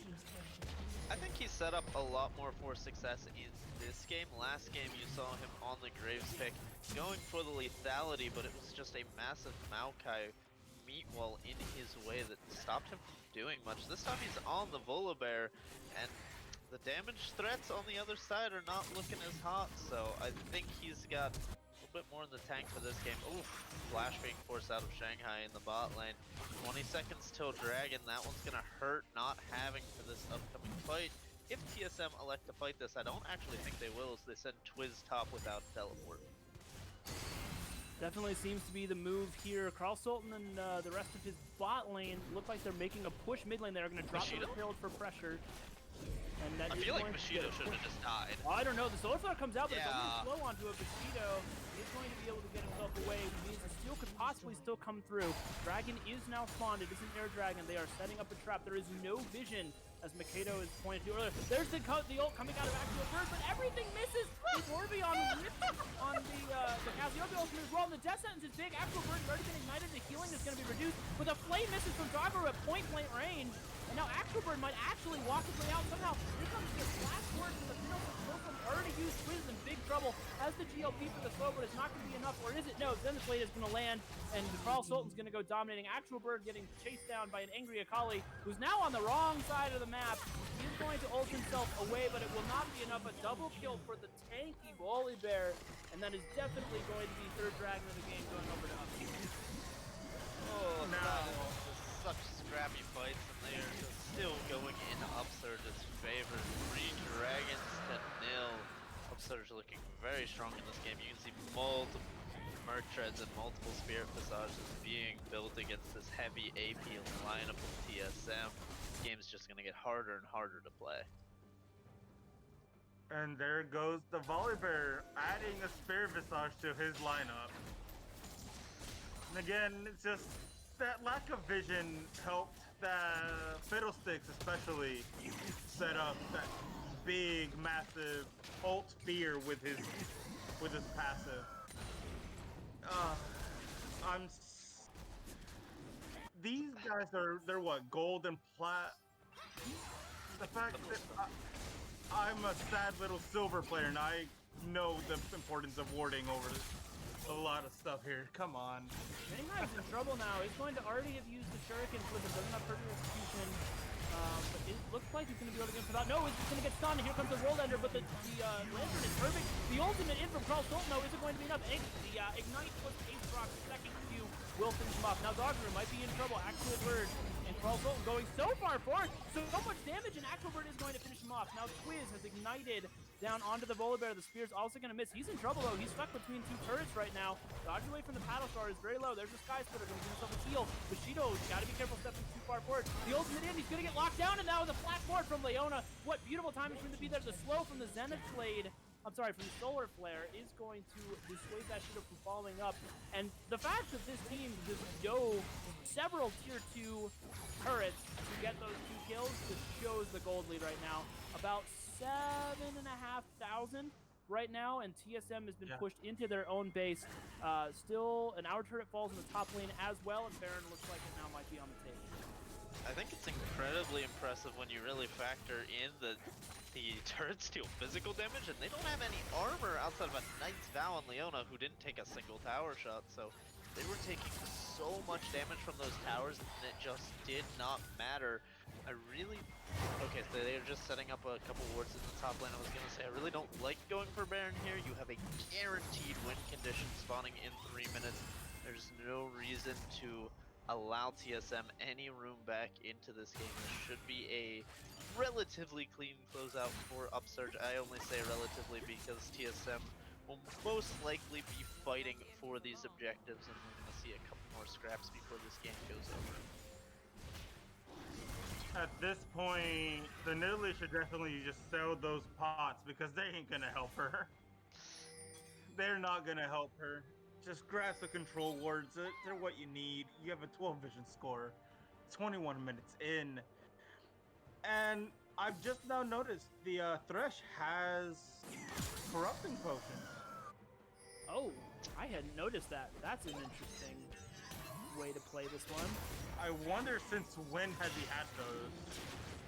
The Akali's sitting on one completed item though. That she is far behind. The Zoe not even having a fully built item yet. Showing just how behind they truly are in this situation. And Nidalee, I understand needing anti-heal, but I don't think that Nidalee is a very good... she doesn't really throw out the anti-healing very well that comes from her Elenomicon, so I'm not sure I particularly like that on her, as useful as it will be. We do see Zoe have to get towards that completion soon as well. Now here comes a fight. The Fiddlesticks and the Akali are in the top lane. He's secondly at disadvantage. Now Shanghai getting big. He has the second half of the perfect execution, but he still has no anti-heal, which means he just doesn't do any damage to the tank Fiddlesticks. He doesn't really do anything there. Here comes Actual Bird going in 1v3. He's going to try to get on Dogru. He's going to get that third Q off. Now might be in trouble. Here comes the Dawning Shadow. Twist over the wall. Doesn't actually land the Paddle Star though. Actual Bird is going to be ignited. He's healing so much, but the Shen is going to get shut down by, by the Thresh. Meanwhile, the rest of his team is on Baron. Shanghai did get killed in the top side as well. Now Carl Sultan is tanking this. That's a great city onto Vaporeon. Now comes the teleport from the Fiddlesticks, but it's too late. The support's already gone down. There's the Thresh. Hook. He does land. He gets a double play as well. This could be big. But no, now Senna's in huge trouble. She just jumped out by a gigantic bear. Just for the balance, is able to finish that off. Can they keep the Baron going? Yes, it is still leashed. So very little HP left on that. 3,500. Bushido's still around. Does he want to go for a steal? Flash over the wall from throw bounce. He's going to get the feel. He's going to get the silence. He's going to get the drain. And the Baron will be secured. Now TSM trying to fight Shanghai. Teleports in only to get nothing done. Now no mana left.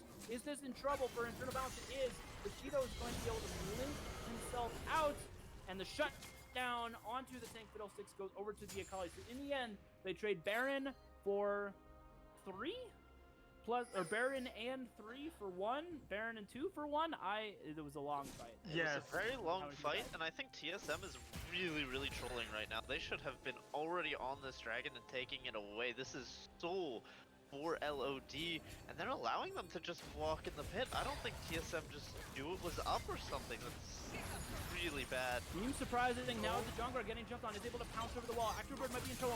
Maker also in trouble. The Senna does have the extended range to hit 40 souls. Here's the death sentence onto the jungler. Carl Sultan doesn't have the ultimate available. Now here they come. Actual Bird has used the ultimate. The Maker goes into Senna play as well. There's just so much damage. Razorback is in huge trouble and he goes down. Now Shanghai doing his best, but he's 0-7 in the middle of the game. He gets grounded by the oh my goodness, the Xenoblade is actually going to live. And now Actobird going in on Twiz, gets the flash forward. Twiz going to ult away. He stole himself a flash, which is nice. Actobird doesn't have the Q available, doesn't hit. Now Maker, can he land the Xenoblade? Has the Q available. The sweep is going to be grabbed by Actual Bird. They get the kill. The Ocean Soul goes over. And I think it's only a matter of time now before we get sent to a pivotal game 3. Oh. Now, going on to something you said earlier about the Nidalee not being a good procer for the anti-heal, this certain build of Nidalee is definitely not the one that you want to have Merlinomicon for. Oh my goodness, Carl Sultan just does not give a rip. He goes in, disengages the turret, is getting the aggro stacked, but it doesn't really seem to matter. The middle inhibitor is going to go down. Baron's still available on most of the members of sorry, this is TSM. No, not TSM. The other one. Upsurge. LOD, Upsurge, whichever you prefer. LOD is easier. We're going to go with that. They don't have to. I feel like they are just in such a strong position they can continue running down mid and win the game, but looks like LOD want to get a bit more guaranteed of a win, I guess. Feels pretty secure. Ocean Soul and Baron, some of the strongest points you can be at in a game of League of Legends.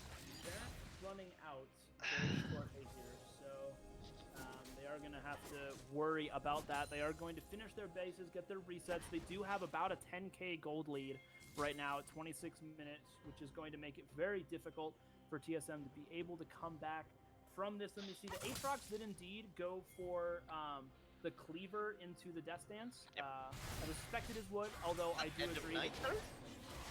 It could be. He also could just go for the Youmu's. The extra movement speed on Aatrox is never a bad thing. And the extra lethality, there are no tanks. Like, True. I guess you technically have the Thresh, but even he's kind of an off tank.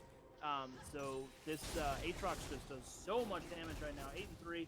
We also have the fully completed Seraph and Leandris from Cassiopeia going to be very strong, and is even going Banshees as a third item. There's just the so many AP threats just makes the itemization so easy for the side of LOD, and it's making it come back nearly impossible.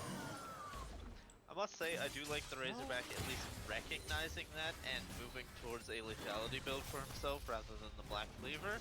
Shenko stunned up there. He's going to get caught out. Zenblade's going to land too, but he's in the shroud, so he can't see in order to use the Q. Actual Bird's going to go in, misses the the Infernal Chain. Is going to get hooked and perhaps played under tower. He goes in with the third Q though and gets a ton of damage now, way more than he takes. Shanghai is going to land with the Hurricane backflip. He goes in, he gets a double knockup, he's going to get hooked and played again, but once again doing way more damage than he is taking. Now here comes Carl Sultan. Wee woo wee! Baron is in the back line. Tower is being focused now. Shanghai is too low. Razorback trying to keep everybody healed up. Bushido has almost no mana, hasn't been able to get any blue buffs for himself in a while. Here comes the Sky with a flash forward. Shanghai is going to get stunned up, but goes immediately into the shroud. The turrets are going to be the Swallower used to the ultimate. Now Shanghai in trouble, but Carl Sultan, everybody's still alive for TSM. He goes in with perfect execution, not going to be that. Infernal Balance taking all of the damage right now, with all the members still alive. TSM, do they have a chance to fight here? That's a good route. It's going to land on it too. The Solar Flare is not going to land, but the front line is just getting melted. And 2 more dives from the side of TSM. Charge Agent is going to land. Vaporeon trying to do something. Gets hit by the Fountain Laser and almost goes down, but does not quite. Here's the Drain coming out of the Fiddlesticks. His anti-heal isn't going to matter. The turrets are going down. Nexus Turret 1 has fallen. Nexus Turret 2 is on the way. And it looks like we are going to be sent to a Game 3 winner take all for the finals of the Fishbowl. So that will be Game 2 going over to LOD. And honestly, this has been 2 very stompy games. I feel like tension has to be extremely high for both of these teams in the finals of the Fishbowl. A single mistake, a single lead could really turn Game 3. And you have to wonder what kind of a draft we're looking at going into this last game, as first two have been fairly interesting out in and of their own. I feel like they're just gonna keep surprising us at every corner. The two members of LOD running perfect games completely. Yeah, And Crossolt having two back-to-back pretty good performances, especially the early games, and doing it on two very different champions. I wonder if they can really get him off his groove because he feels like the strongest person on LOD tonight. yes, it does seem so. I am disappointed really with how TSM played this matchup. I feel like they could have, for a more safe. I don't know really the matchup between Akali and Aatrox, but I feel like it would have been better than the Zoe fighting the Aatrox or the Akali fighting the Fiddlesticks. Yeah, I think it was pretty interesting R5ing the Zoe here just because you're doing it almost as a blind pick and then saying that the Akali gets the better matchup and then the Akali lost the matchup that she went into. We'll say Shanghai was playing those early 1 through 5 levels pretty well. Got caught off guard by a level 6 from internal balance and the lane kept slipping away from him from there, which is kind of similar to how the top lane went, but in reverse game one. So gonna be seeing if I just feel like every team has ways of making advantages. We saw Twiz and internal balance do just crazy things in game one and game two respectively inside of their lanes. So have to see what they can pull out in draft for game three. LOD, really the way they won this was through a very unpredictable draft. I feel it. I don't think the Aatrox will make it through again. I don't think they were expecting that to come out from actual Bird, and I think now that it has come out, I don't think Twiz will want to play into that with his champ pool. So we saw him on Seraphine the first game, Aatrox the second game, and I'll bet it'll be something different the third game. Do we keep saying Vaporeon on AP carries, or maybe he goes back to something similar like the Senna or something similar? So it'll be a very interesting game three. It is winner take all for this finals, which I am super excited about. And I assume everyone who's watching is of the same mind. We will be back shortly with the conclusion to this exciting series. Join us then.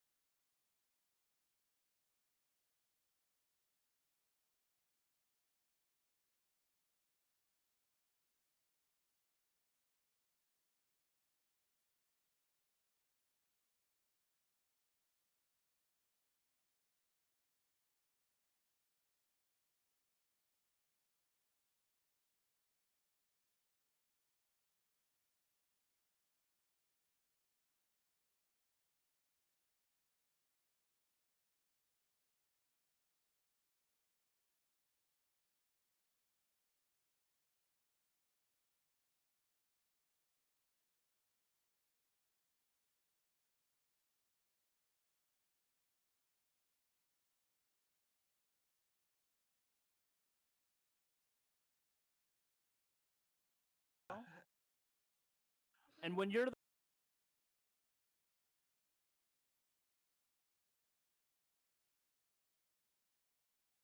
yeah,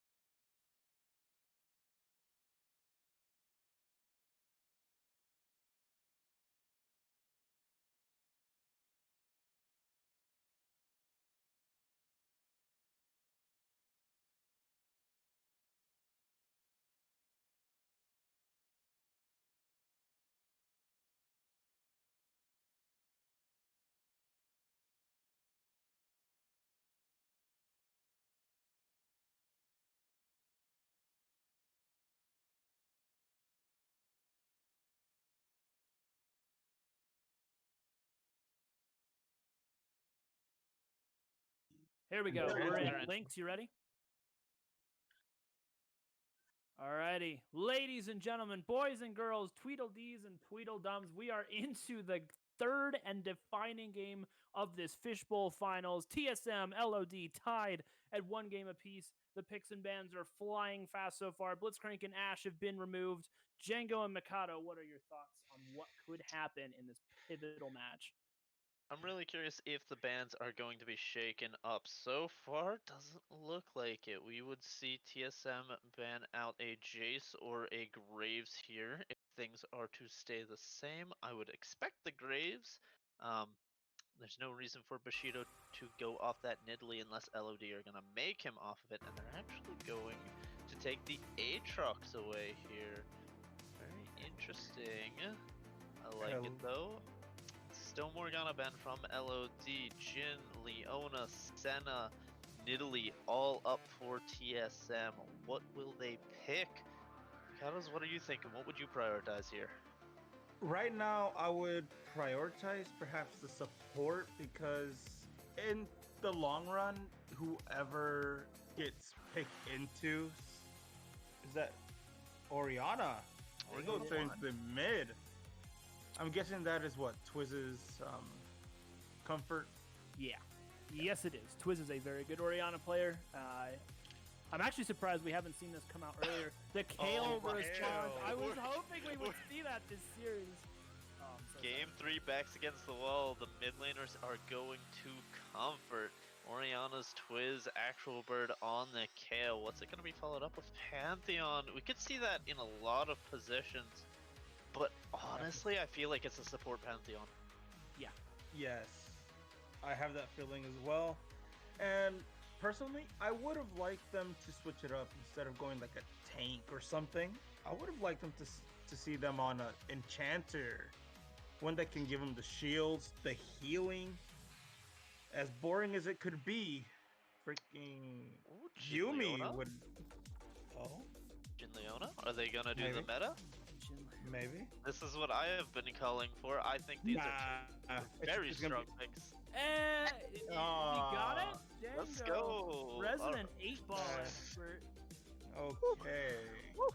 Now, Pantheon, I read on Reddit today, is Never. he and Samira are both at over a 200% pick ban rate at the highest tier of play in Korea right now, which basically means that they're banned by both sides every game and even in remakes, because remakes don't count towards total gameplay, but they do count toward bans. So Pantheon, very, very strong support right now. Paired up with the Sivir is interesting because Sivir doesn't have the biggest burst potential, but does have a lot of wave clear and a lot of scaling, which does add to what LOD is trying to do right now. So I was actually talking with an AD carry from a different league recently who played Sivir in I think 3 out of a 5 game series that he ended up winning. He feels that the champion is kind of under the radar right now. He feels like bot lane is just really, really hard to get 2v2 killed in, and allowing Sivir to get to kind of a higher CS marker is always good.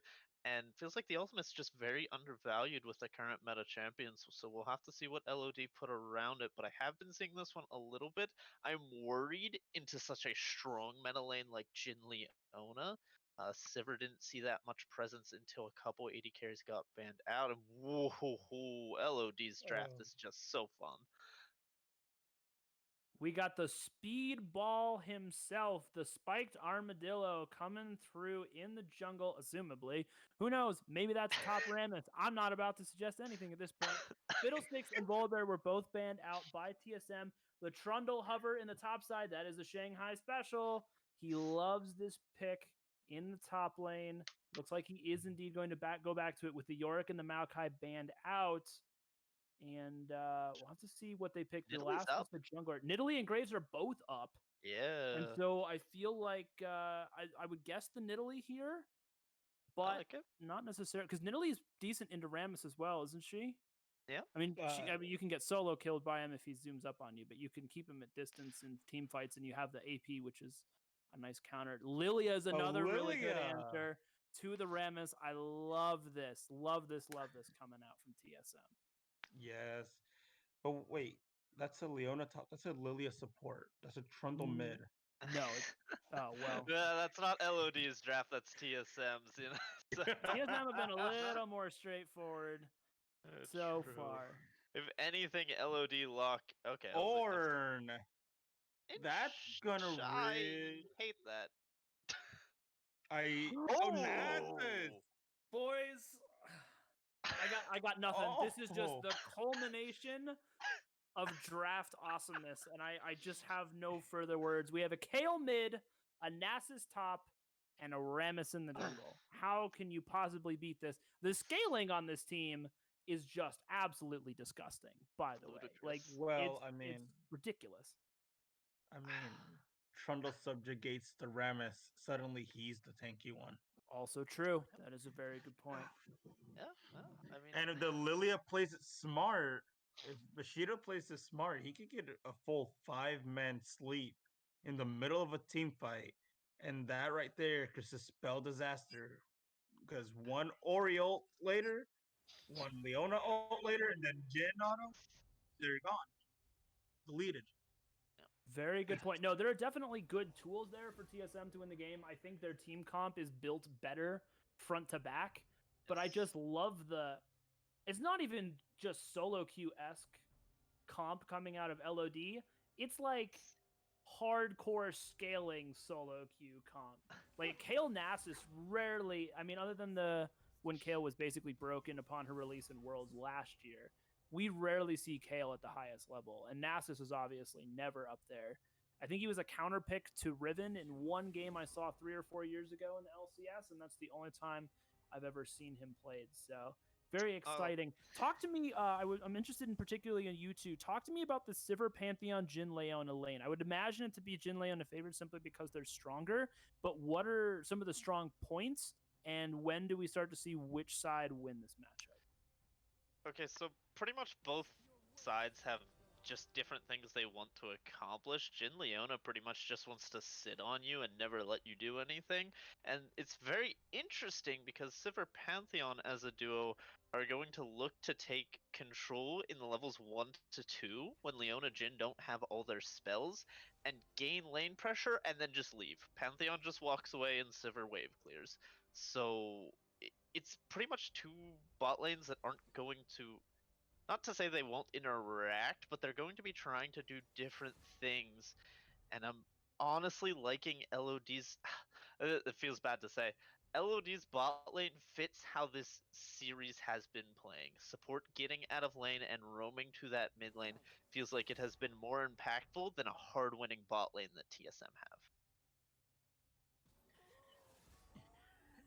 Yeah, I completely agree there. And with the Pantheon being what he is, level 1, if he decides, pretty sure he's going to be going, PTA to take advantage of the jumping, whatever that ability is called. I cannot remember at this point in time. Where it just jumps on you, stuns you, and then autos you 3 times. Yeah, the W, but I don't know what it's called either. I really should Yeah. know, but I also don't know. It's something to do with, well, his block is the Aegis. Yeah. Not sure. But yeah, it's just I gonna will find out. give that instant PTA proc, letting the Sivir add on damage on top of it. A very strong, quick engage poke duo between Sivir Panth and the Jin Leona stuns and just stuns and stuns and then death. So now there is one interesting thing that came out in Worlds. There was a support matchup between Pantheon and Leona in one of the Worlds games, and Beryl playing the Pantheon went Conqueror because the extra sustain allowed him to actually duel with the Leona and not get blown up so quickly. Do you think that could be an option here, or does it not seem as strong in this particular game? I wish I recalled the game you're speaking of so I could speak on it more assuredly, but when I look at this matchup in specific, the Sivir is just going to be so far behind the Jin that it doesn't matter if Pantheon can match the Leona, especially post level 3 when Leona has the W. Pre level 3 Pantheon will win no matter what what rune he has. So it's pretty much just post level 3. Once Leona gets those extra resistances, the Conqueror will make the difference. And I feel like Jhin is just going to outmuscle Sivir too much in that scenario. So I don't think it's great, but I could be wrong. It's definitely an option, but considering three of them are very squishy, the PTA just seems like it'll be the perfect choice Yeah. to I can't just argue with quickly that. get on somebody and just blow them up before a team fight happens. Now, we haven't talked much about the jungle matchup. Lilia is probably going to have a field day in this one. She is the queen of being able to invade and take away the enemy's jungle camps, and we know Rammus has a very poor clear early on. And we've seen Bashido able to be aggressive with the Nidalee in the previous 2 games. So I'm very interested to see if we will get significantly more invades. Now, he doesn't really have lane priority to be doing so. Trundle is going to outpush Nasus for whenever he wants, essentially, and same with Orianna and Kayle, especially pre-level 6. So he may not have the ability to. I'm sorry, he will definitely have the ability to invade early. I got my teams mixed up somehow in my head. So he'll definitely have the ability to invade early, and I'd like to see him try to shut this Rammus down before he scales into this hyper armor tank that we know Rammus can be. Yes, it depends on how long the match goes on, for sure. Because Rammus definitely he has a better comeback than Lilia does if he gets behind. Because he's just gonna roll up on you and soak up damage. But if the Lilia is able to just keep up the pressure and speed the game up for her team, maybe quickly get the Orianna 2 kills in the mid lane, try and help bot lane pick up a few kills, and then just leave top lane alone as well. That's this tricky one because it is a Nasus. But if the Lilia is able to just quickly focus on objectives and keeping the Rammus situated, I'm thinking TSM could finish this game up if things go right for them in maybe 22 minutes. Ooh, that's a bold prediction. That's really, I'm really quick. actually really interested. So we do know that the LOD is a heavy scaling comp. So if they do get behind early, especially with like Lilia, Orianna, Jhin, they probably will get blown out of this game. But if they can sustain through that, then there are very few teams that will be able to match the hyper scaling of a Sivir, Kayle, Nasus, even with the kiting tools available. So Django, I'm interested to hear your prediction on this one. Who do you think takes this game? I think, oh man, that's so hard because compositionally, just face value, you give me 10 blank players. I really like TSM's composition a lot more, but if you ask me how this series has been going and what these champions do to aid kind of how the series has already been going, I feel like LOD have a very big advantage. I'm also really worried for Bushido, and he could vastly prove me wrong, and I hope he has the ability to. But we've seen Carl Sultan already in this 3-game series switch up his modes in the jungle very, very easily and not miss a beat going between different styles of jungler. Bushido going from the Nidalee to the Lilia, not going to be able to hard camp mid as much. And I'm curious if that will stunt him or if he'll be able to make this switch up very, very quickly. As well as the other thing that's a bit worrying, but this time for LOD, we've had 2 games where 4 dragons have just straight gone to the same exact team. And if you're LOD, that is exactly what you don't want to have happen, especially when your bot lane's going to be getting pushed in more than likely because your Pantheon will be roaming. So if LOD can kind of grab an early Drake or 2 off of some priority, maybe Krull Sultan has to find an innovative gank, that'll be something to look forward to because those souls can be a very, very big determining factor. Aftershock on Rammus here is kind of interesting. Into the Trundle, I would have expected a phase rush or something different. Actually, the Aftershock makes phase rush in Rammus isn't as good, I believe. I mean, it's definitely less tankier. I've seen it. A couple of people prefer it. I just think the Aftershock is a very what's the word I'm looking for? Punishable rune when Trundle is on the enemy team. Yes, I can see that. And in my opinion right now, I wish the Leona did not go Ignite here. As much as I love taking Ignite personally as a support, I wish the Leona would have taken Exhaust to stop the Pantheon from going in as hard as he can go. It it's two different. It's hard to say. I mean, the bot lane matchup is going to come. Oh, they're baiting. They're this. gonna have a fight, level 1. Here they go. Where's the Just stun? never- They go onto the Pantheon. Pantheon probably hasn't leveled up an ability yet. If he has, he doesn't want to go in. Jhin is gonna get the force shot off onto the Sivir. Greedy pathing coming through for the bot lane means they take a huge amount of their health bar in trade. Internal Balance trying to walk up to the wave. Level 1 is getting wrecked by Shanghai, who's about to cross Conqueror here. He's getting so much damage down, stopping the attack damage, takes a tower shot, which does kind of make the trade a little bit less good. But still shouldn't affect his overall dominance early on in this game. Rhino, so my understanding of top lane runes right now is that Grasp is heavier focused on lane, meanwhile Conqueror scales better. Do you feel the Trundle should have went Grasp here to shut down the lane even harder? Or is this a matchup where it is not as necessary?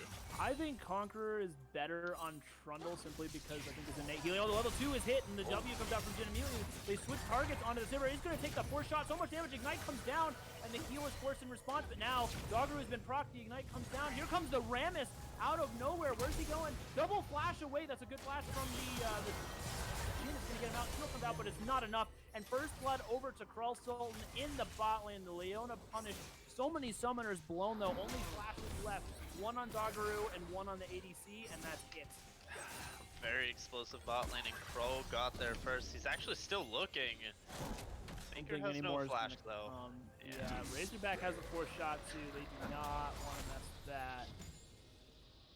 Canceled the Siege Minion going down there. Nice little interaction there by Shang. Hasn't been able to deny too much CS. If Internal's able to pick some of this up, he'll actually be a little bit ahead, but has gotten off a decent amount of pressure so far. Another thing to note, actual bird on this Kayle pressed the attack, so no additional lane help coming out. Oh goodness, and here comes Krull Sultan. The tall comes in. He's going to have to flash away if he wants to get away from this one. Will it be the flash to follow? No. Not enough damage. Abilities already used from actual bird. Means that Twiz is going to be able to get himself out to safety, but he burns that summoner, which means Rammus has a free return gank whenever he wants. Lilia isn't even up in CS. Krull Sultan has already gotten off 2 ganks and is barely down 1 camp right now. That is incredible for this Rammus early game. I believe. Hold on, 1, 2, 3. Yeah, no, the Krull's down 2 camps, but he took bot farm. Is what happened. Yeah. Oh, okay.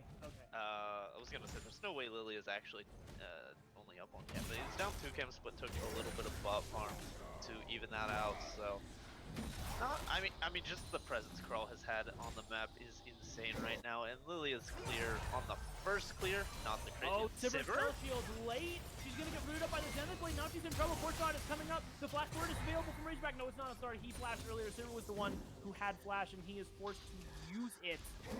So, bot lane going heavily in the favor. Rammus is now top. Flash away from Shanghai, but the pillar to stop Krull Sultan from getting away. Bushido is here. Shanghai has no mana. I don't know if he wants this. Internal Balance is going to get chunked out. Has almost no mana. There's the Dark Harvest Rock. Now teleport coming from the Kayle, who's only level 4. Flash away from Bushido. The slow is going to be there. Here comes the Rammus. He's coming in. Taunt goes onto the Lilia. He's in trouble, and they get a kill over to the Kayle early on. Now level 5. And an overstep coming out from Bushido is going to result in him losing his flash and his life level 3.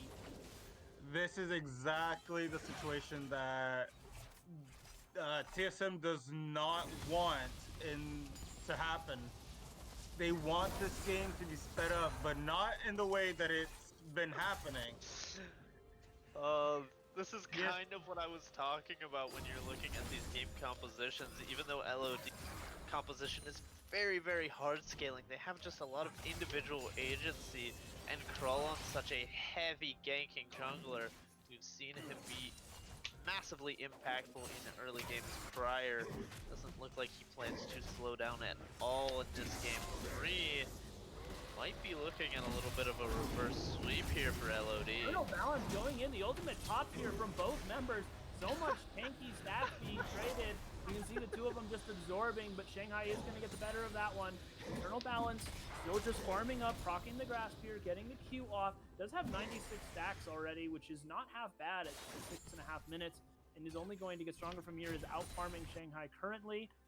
We do see Kale is getting very, very close to that level 6 mark. Will hit it on this wave, most likely. One more minion, in fact, will give it to him. He looks like he wasn't close enough to that one. One more. There's a shockwave that comes in, but level 6 is hit by Actual Bird as well. He gets the ultimate available. It's going in. He has bubble buffs right now. Twiz popping potions, trying to heal. Has no flash. I'm pretty sure he solo kills them. Oh, He could, but he is definitely playing safe because he knows the enemy team was on Dragon at that point in time. Leona has now moved up. Shanghai getting traded on. Grass is available. Shanghai taking a lot of damage. Flash is still available for Internal Balance. Gonna have to be careful in that top side, as there is a big wave built up for the Nasus as well. I feel like LOD are slightly running away with this game. I will say bot lane still in the favor of TSM, especially as we see the Pantheon now. The flash making- forward, there's the Q, but he's alone and he didn't get enough damage off. Shanghai's able to walk away with barely any HP. Now here comes the Rammus Razorback. Had he tried to get that tower plate, greeted a little bit, and he is going to pay for it with his life.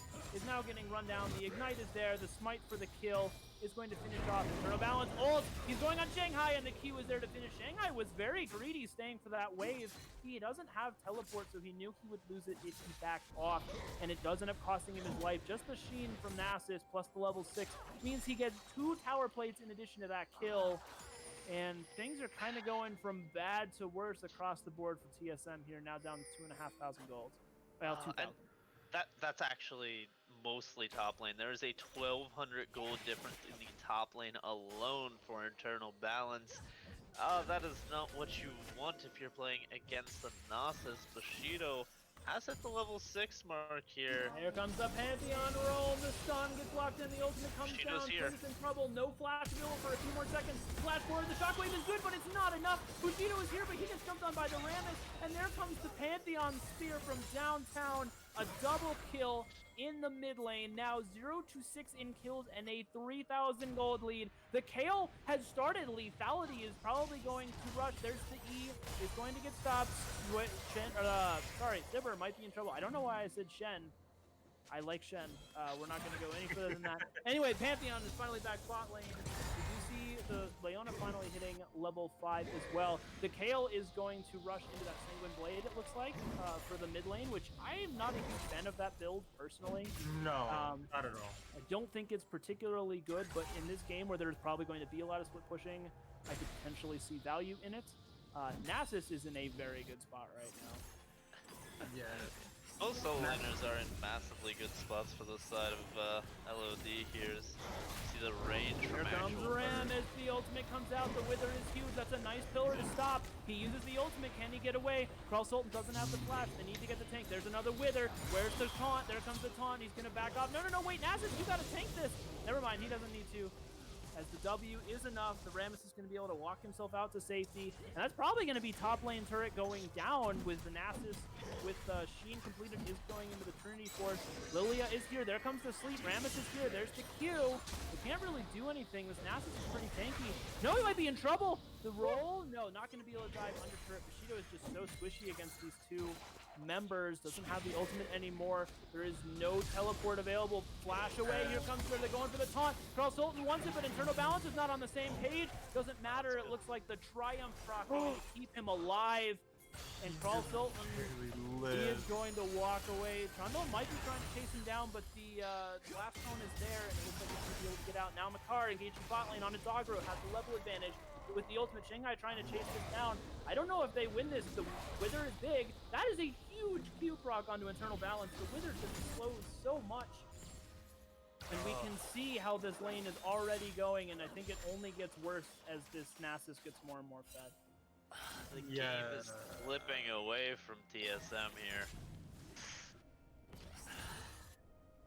I'm not gonna lie, I was really heavy on TSM winning this, but my prediction has just gone down the window as exactly the opposite of what they needed to happen has exactly been happening. There goes the Pantheon back with another roam to the mid lane. Now he's heading up river? He's going from the top side. Crab is here. There might be a fight over it. Trundle was able to get himself some extra plates in the top side. Got himself 2, it looks like. We do see Nasus is sitting on almost 200 stacks at 11 minutes. So Trundle has not been able to stop him at all. There's a big fight now happening in the river. The ultimate comes down onto the Pantheon, is going to keep him safe. Rammus rolling around, threatening to go in, but doesn't, and the flash away from Maker is going to keep him safe. Is that supposed to be Makar or Maker? I think it's Maker, but I'm going to keep going with Maker, but I should probably ask him next time we are around. Meanwhile, the Nasus is just absolutely gigantic right now. Has the level lead, has the 200 stacks, as we mentioned before, has almost a 25 CS lead as well. You can see he basically one-shots the melee creeps with his Q now. That is ridiculously fed at this stage of the game. Oh my god, with the grass rush. Now it comes in. Bushido is able to get the steal, but the taunt comes through, and he's going to get killed for sure. Now here comes the Pantheon blocking off the curtain call. Shanghai is just getting chunked out under this turret. Oh my goodness, this is a feels bad moment as Trundle, and I think we're kind of seeing why Trundle isn't really a very good top laner this turn. And now Actual Bird going in, getting a lot of damage down on his Twiz. Fox plus attack. Here comes Dogru. Zen Blade is going to land. They're going to get the stun down. They know he has no ultimate. Here comes the Solar Flare over the top, and Twiz gets the shutdown. Maker is there as well, but is it going to be enough? Internal Balance is trying to finish off this turret, and he does. First turret. He almost dies there. Internal Balance just with the Wither is running down Shanghai in the top lane. Twiz is going to survive mid, so there's 1 kill that goes over to Twiz, but that's the only thing currently going in the favor of TSM, down about 4,000 gold. Oh, here comes Rammus. He flashes in. The spell shield is there. The taunt comes out. Here comes Vaporeon. He's trying to do his best, and he's going to get killed. He does get himself the kill, but the 4th shot crit coming out of the Razorback is going to clean up another one for Jhin. He is up about 50 CS in this lane right now. Unfortunately, it just doesn't really matter as the rest of his team is kind of falling apart. But now he does have the IE. The Jhin could be the sole reason that TSM wins this at this point in time. I mean, it's pretty much Call the me only crazy. PowerPoint they have. But the solo laners of TSM are way too far behind at this point. Yeah. He's trying to do stuff. Dodges out from the Zenith Blade. Doesn't have his ultimate available and doesn't have barely any mana. Here comes the Pantheon over the top though. Now Shanghai's in trouble. He just gets chunked, and now he's stuck between his own blast on the blast order to Internal Balance. He wants this. Here comes Actual Bird, and here comes the Rollin' Rammus. He wants to get in. He gets the taunt on his Dogru. Dogru's in trouble. He's tanky, but he's not that tanky. That's a beautiful 3-man shockwave coming out of Twiz though. We see why they prioritize this. And the ultimate from Dogru. Huge, that's 3 kills over to TSM and the Rift Herald. That is a huge swing in their favor in addition to a couple of shutdowns. What a play coming out of Doggeroo. Very, very massive coming up there. That's going to be a Picking lot of up- pressure relieved. I feel the best part about that entire thing is that the Leona picked up a kill with her ult. Let's just leave it at that.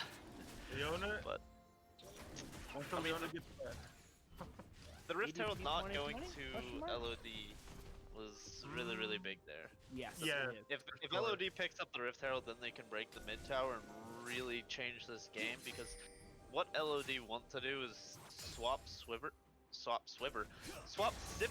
over to the mid lane as quick as possible. And get the side lane, the Kayle and Nasus into the side lane. You can see Sanguine Blade and Trinity Force now completed. Internal Balance was doing that Rift Herald with 2,000 gold in his pocket, so that was a little bit greedy out of him.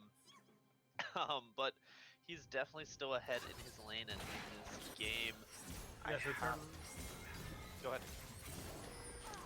Hmm. Ooh. Sorry That's about what I'm that. gonna miss. Now Doggeroo in trouble. Maker is here. There's the swell. The stun comes through from Maker, doing a lot of damage. The root comes out from Jin, but not enough. That's a nice fleet. He's going to get the Kale ultimate though, along with the taunt. Can they taunt down Tanky Leon? No, they can't. Now here comes Big Horpy on the wrong side. Shanghai's running to the middle. Here's the teleport. There's another 3-man. Shockwave squeezes on point with the champion. Now internal balance in the middle of everybody. Can he do anything? Or is he going to be kited out? He will be kited out. There's so much damage available from this Leona. They go in. The shutdown goes over to the Jin. And all of a sudden, TSM, picking their fights wisely, are now going to shove down this mid lane turret. They get themselves a 3-for-none on the back of some incredible ultimates from Twiz and Doggeroo. Oh my goodness, LOD are falling apart a little bit. They don't have the teamfight composition to be battling TSM. They have such strong advantages in side lane carries, but they're just allowing Twiz to get off massive teamfight performances. This Orianna is clawing them back in the game. It looks like TSM's gonna be backing off here though. Maybe get a reset, set up for the drag. Wise decision. The one thing I want to point out as well is we had a Kale get an early lead, but she built Sanguine Blade, which means in these team fights where there are multiple people around, Kale's damage is significantly reduced. Like she does almost nothing in these fights outside of her ultimate, and they're really going to need this Kale who started out 2-0-1. They're going to need her to be doing damage, and it looks like he's going for maybe Rapid Fire Cannon second, so an AD Kale build, which I don't really like, especially not into a Trundle who has the ability to build armor and potentially slow down your entirely AD team as the game goes on. Now, they do still have a very fed Nasus. Let's check on his stats real quick. 312 at 17 minutes. So Pretty good. Nasus is very fed, but we did see how easily he was kited and destroyed in that last team fight. Doggeroo barely missing the Zenith Blade. The Sivir is completely zoned out. Now here comes the teleport from the Trundle into the middle of this fight. It is a 5v5. Everyone is here. There is no Crab been taken down yet. The Wither goes down on the Banshee. He's been poked out. Shanghai taking the Dragon. The ult from Leona is going to completely whip, and Shanghai is going to secure the Drake, which is really all TSM wanted. They grab it and they back out. The gold lead is now slightly in their favor, about 500 gold, which is a far cry from the 5,000 difference it was about 2 minutes ago. TSM pick up the third dragon. Very unfortunate for them. It rolled Cloud Soul here. They would have really preferred a team fight hitting Soul. Lucarson's always going to get ulted. He does get missed by the Q, but the root comes in, and now he's in trouble. Bushido goes on a killing spree. He is 3-4-3, but he has cleaned up all of his kills recently. Xenoblade going to miss. He's also out farming the Rammus by a huge amount at the current time. So Bushido is now actually quite big. A lot of gold in his pocket for this game. He's starting to invade. He's starting to cut down more of this Rammus' camp. And we'll have to see if Rammus can continue to be the tanky monster that he needs to be for LOD, but it looks like TSM are in a very good point right now. Actual Bird has hit level 11. This is an important power spike on Kale. They're trying to dive the Kale, but Kale does so much damage right now. There's a Shockwave is going to land. Razorback and Doggeroo are both here, but the Pantheon ults in behind to make sure that his mid laner is protected. Is it going to be enough as the rest of the team roams down? Nasus goes back to farming in the top side.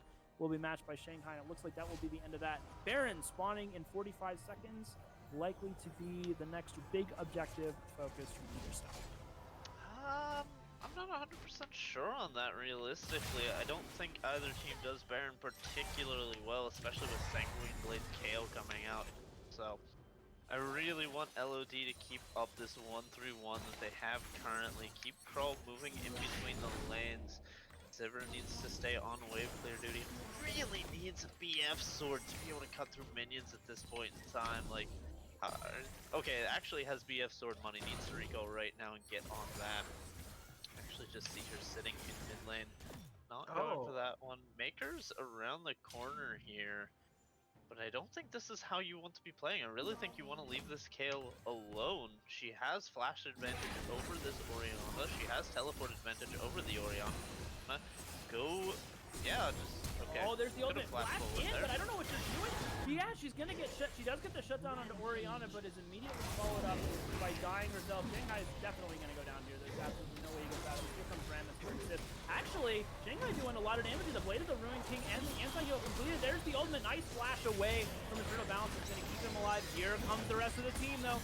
Doggeroo is low, but still fine. He gets the kill onto Eternal Balance with the Ignite, and now Carl Sultan left for dead. Rampage for this Lilia, who started off 0-4 and is now 4-4.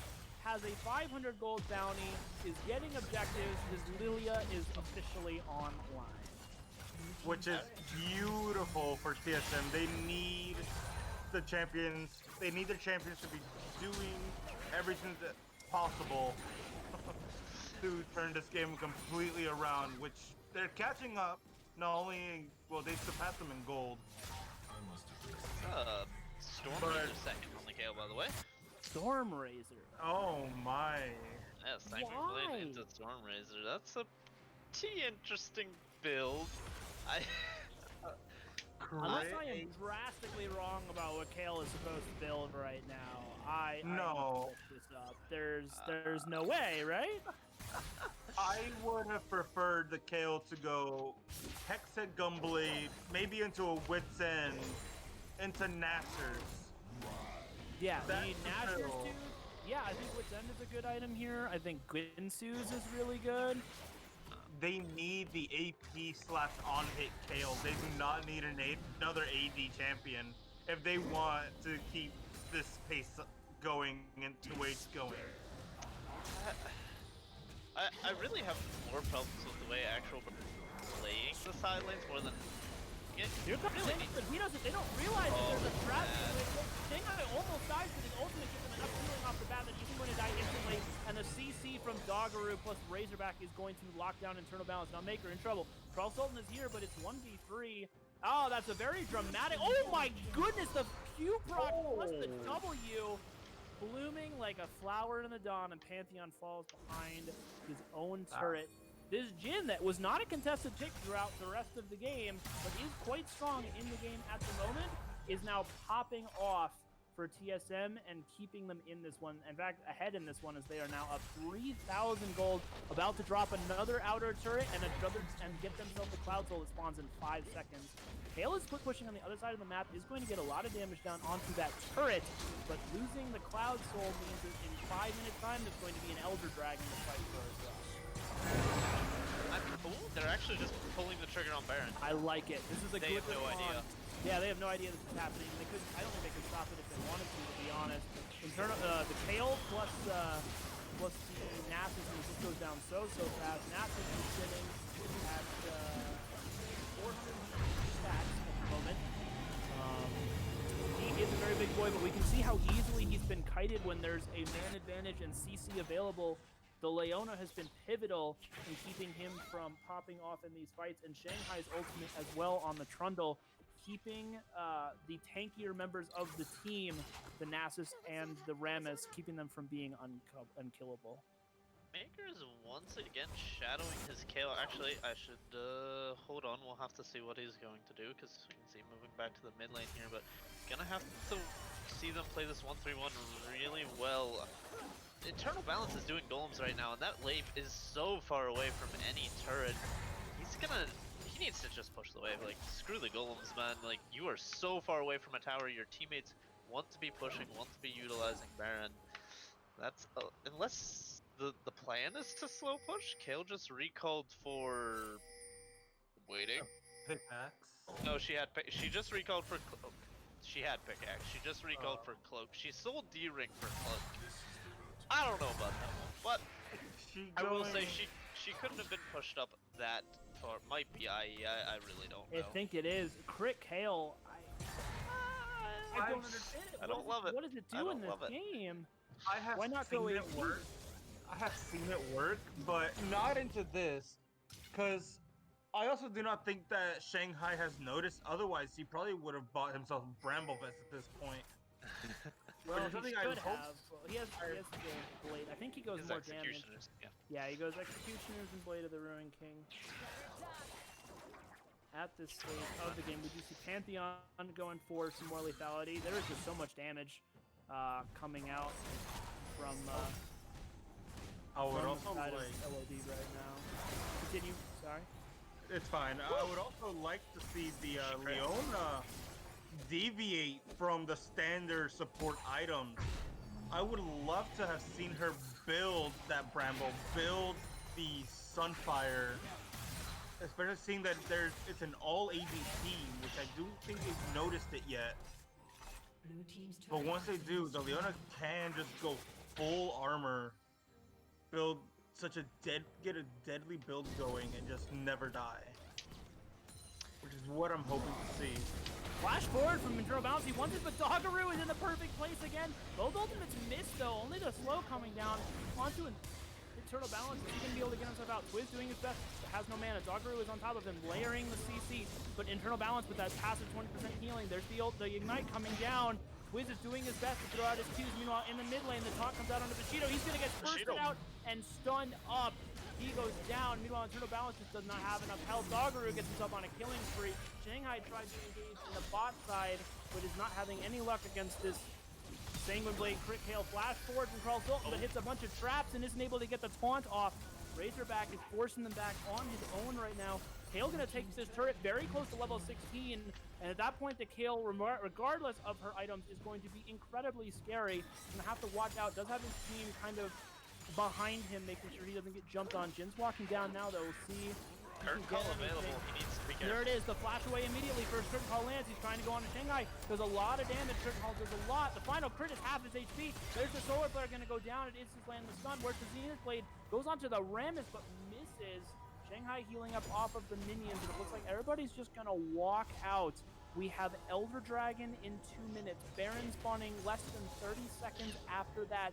Kills are dead even, 15 to 15. Gold is less than 500 apart. If you could ask for I don't think you could possibly get a closer game 3 in a pivotal series. Absolutely insanity coming out of this last game here. Very, very down to the wire. With, I mean, like you said, Elder in a minute and a half, Baron in 145. That could be a very pivotal point of the game. If somehow one team is able to get both, that will be so amazingly powerful. And I've got to be looking at the Elder Drake setup. It is spawning 19 seconds sooner, so you do have... It's really close, actually. I'm not sure if you have enough time to burst down an Elder Drake and rotate over to a Baron in time. I have to think you do, but it would be very, very close. Giving that split push team the Baron is dangerous, even if it means getting Elder. Now, I've sort of just noticed that Sivir having Oracle Lens as well, which is kind of funny in my opinion. But they're not playing...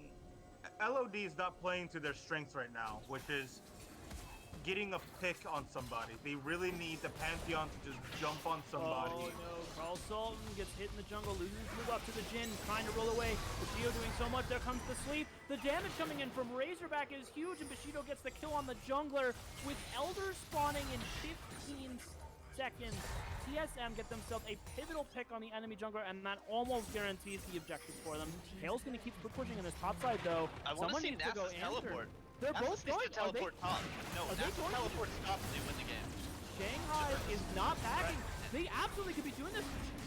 Teleport is available for Internal Balance. There's a teleport coming back from Twiz, it looks like, to try to defend this inhibitor. Is he actually going to be able to do so, though? He does go in, takes a bunch of damage. Now here comes the Pantheon. There's the ultimate. Does land. That's a lot of damage on an actual bird. He ults himself. Twiz going in. The damage, he mistimed when the invulnerability runs out. And then his Eternal Balance is going onto his inhib. He's going to be able to take this. It might be at the cost of his own life, but it doesn't matter. No, the Elder is too much damage. Here comes Doggeroo. Actual Bird is in huge trouble. He gets rooted up.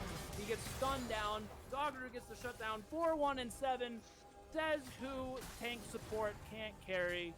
Leona with Elder Dragon, with the Cloud Soul, is going to find this back happening too. Now Vaporbion's in trouble. He gets the root. The Solar Flare is going to miss and flash away from Doggeroo mistake. But Razorback is here. There's the slow. Vaporbion 100% dies here. Now Maker's in trouble. There's the root. The Q comes out, lands over the wall, and down goes the support. A 4-for-1 going to be traded. Now, Baron has already been started. They're going to have the two biggest buffs in the game.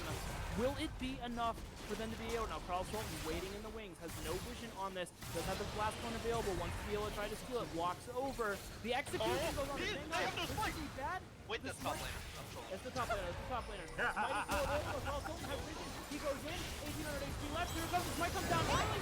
45 seconds, it's taken by Jin of all people. Meanwhile, Internal Balance has teleported into the base. They're both available, they're both going on the inhibitor. The inhibitor's down, they're trying to end the game. But no, they're going to have to back out after taking the inhibitor. 2 inhibitors down, but double crazy strong buffs on the enemy team. I have no words for this. This is the most tense game 3 I have ever seen in my entire life. Bushido smited so early, and then Krull smited Lilia. No! I Really? kid you not. I Krull's did not fight- know Krull's this. fight was on cooldown. It hit Lilia when the Baron was at 400 HP. Oh, That's tragic. you hate to my see it, goodness. but you know what? You miss every smite opportunity you never take. Wait. Oh my! Sometimes feel the like they ones you messed do that up. take. Oh. The game is not over. There was not a wave in position. They still have to transition this Baron buff into the end of the game. Elder buff will be timing out very shortly. In fact, I believe it just did. No more I Elder Drake. believe- Yes, it also. Oh, the neutrals are desynced too, which is really good for LOD. If they cannot lose an inhibitor, if they don't lose an inhibitor with this Baron, they are in a fantastic spot, believe it or not. Brick Hale is in a good spot too. Does have herself, I believe, 75%. Oh my goodness, right yeah. now. Yes. So does have the rapid fire cannon, the Sanguine Blade, the Storm Razor, and the Infinity Edge. Now it is pretty easy to itemize against that, but once again, Shanghai has gone into the Triforce second item. And so, oh, that's a great shockwave. The ultimate comes down from the Kale. Is it going to be enough to save himself? Yes, it is. Maker is in trouble in the front line. Juggler goes in. That's a good solar player. Is going to lock him down. Carl Sultan, everybody's flashing away from the front line. Carl Sultan trying to go in. There's so much damage. Curtain call. He's going to get 1, 2, 3. He's picking it off. It's a quadra kill for the Jin. You don't want the Penta. He doesn't like it, but he's going to go for it anyway. Shanghai's going to take it. It's a pentakill for Razorback, who stepped in this game after being out for the first one. And now it looks like they only have 1 cannon minion. It's going to be enough to disable the backdoor bonus. They're pushing down for this one. Here we go. One The can. Leona, just go in there. Leona, you can Leona take has, it. yeah, Leona should be taking. Leona doesn't want to. Leona doesn't think this game is over She's yet. getting the but wave. damage Getting has the come. wave. Here comes the wave. They've moved it up. The first second turret is down. The second extra turret is down. And in a 33-minute slugfest, Eh. TSM are your Fishbowl Finals champions. Let's go. You know what? Blue side for the win. Every single victory has been from the blue side. It was just, I have no words. It didn't go how I feel TSM wanted it to go. Also, let's pull in. Who do you think was the MVP for TSM right now? That's So a hard. really It's hard Doggeroo, question. but the problem is that Twiz has 2 That's pivotal what I was ultimates gonna that they say. do not win the game without. They Yes. don't win the game without Twiz, but outside of those 2 ultimates, he didn't do a ton else. Razorback was the consistent performer. Leona was huge though. I Leona was- Bushido absolutely inted early. Yeah, like bot lane was very consistent. Twiz was the bridge, and Bushido kind of did things at a certain.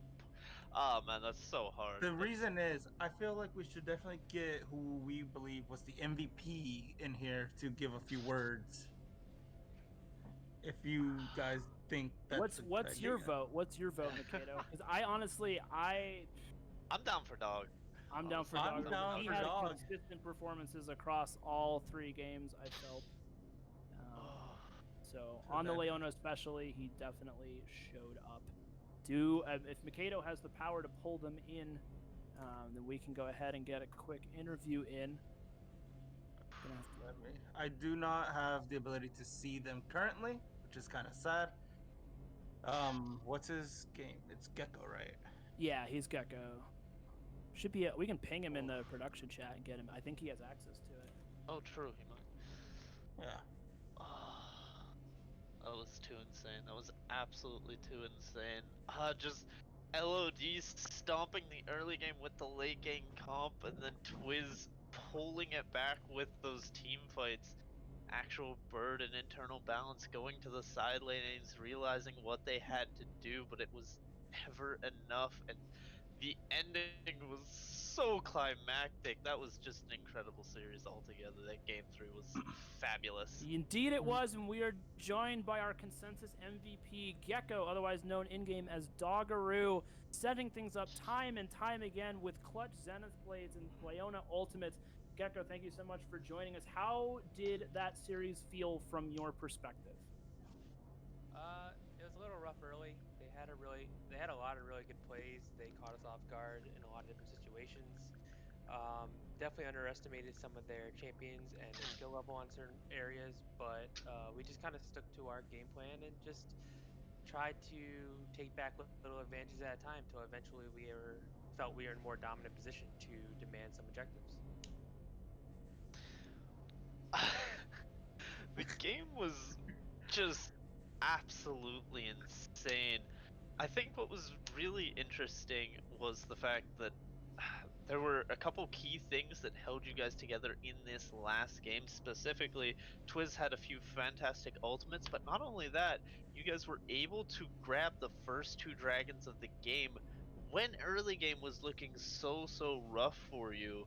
Do you think that was a mistake from your enemies, or do you think that was just a really high priority that they did not have and you guys did have? Um, I don't necessarily think it was a mistake for the enemies. I think that their priority was more to kind of kill us before dragons really became a factor. They did have, I think it was like a 10-0 lead at one point in the beginning. So I don't 100% blame them for thinking that, hey, we're going to end this game really fast and dragons won't be a factor. But like I said, our game plan was obviously to bring it out late. We felt we had a stronger comp come late game for the team fights. So Bushido actually kept calling like, "Hey, we got to get these drags. It's going to help us out in the long run." So definitely a shout out to his shot calling on getting those drags early, and it definitely did help out later on in the game. He consistently had dragon control throughout that entire series. The second game was a little bit different, but he didn't have the lane priority. I feel like he couldn't get to those. But the 2 games that you guys won, it was 8-0 in dragons, which is kind of a crazy. The whole series, it seemed like, pivoted on the dragons. Talk to me about. We strongly considered Twiz for this as well, simply because the ultimates that he had in those team fights really pulled the game back for you guys when it looked like it might have been out of reach. Were those planned team fights, or was that you guys reacting to a situation and really playing your champions and having it work out in your favor? That's Twiz. I mean, he's just really good at Oriana, and they were not planned team fights. They were definitely planned skirmishes. We were thinking like, hey, we can fight for this objective, definitely go around it. But then Twiz just sees his opportunities, goes, guys, I got the ults, and we're just like, oh my god, okay, thank you. Uh, and his number one champ, like we put him on assassin the first game. Second game, what was he Zoe. on? Yeah, Zoe.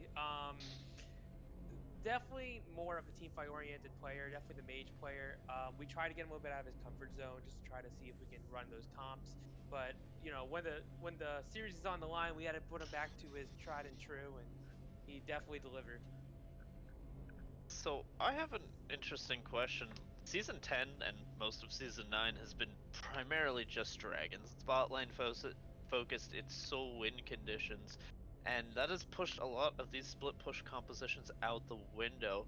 And we kind of saw, I believe, yeah, in the last game, they snuck a Baron, and then they were able to, like, just Baron priority is not as high as it once was in League of Legends history. Do you think you guys, what was it a conscious decision to let them have Baron at that point, or was it just the fact that you guys aren't used to having to, I guess, defend against that type of a play, because these types of compositions aren't very notable right now? Um, Not gonna lie, that Baron was a little bit of a surprise to us. We were very much on priority of Dragon Soul, and then after we finished, we're like, oh look, they got Baron. Well, that was a very big macro mishap by us, and the enemy got the better of us in that. They had the vision behind it to take it. I think at that point we felt like we were dominating and had control over the map, so we didn't give them enough credit, so we underestimated them. As for Baron being less of a priority, I do disagree generally. I mean, I do agree generally. Baron's been less priority. There's been less siege comps lately. There's been more team fight. But with their team having a Kale and a Nasus, obviously they wanted a split push. Obviously they wanted to bring us to a 1-3-1. So I definitely think they made the right call, and we should have been a little more aware of what they were trying to do as their game plan. Uh, Definitely felt like a tight series. I think you mentioned twice maybe a hint towards this answer, but when things get backs against the wall, is there a particular voice that stands out, kind of brings you guys down to earth at all, or is it more of a team effort? Um, I think it's more of a team effort actually. Normally I can just be like, "Hey, someone will calm us down," but at least in this series, everyone still had their eyes on the prize. No one felt like it was over, and no one really counted anyone out. Through all three games, we always had an idea of how to get back. In the second game, unfortunately, we tried to run a different comp, and it just didn't pan out, and we didn't get the early leads that we needed to. But as for keeping the morale up and keeping our cool, everyone contributed to that evenly, I would say. All right, last one from me. So we had a moment in the game. Second Baron is being taken. You guys have killed off 3 or 4 members of the enemy team, but the enemy jungler is still alive.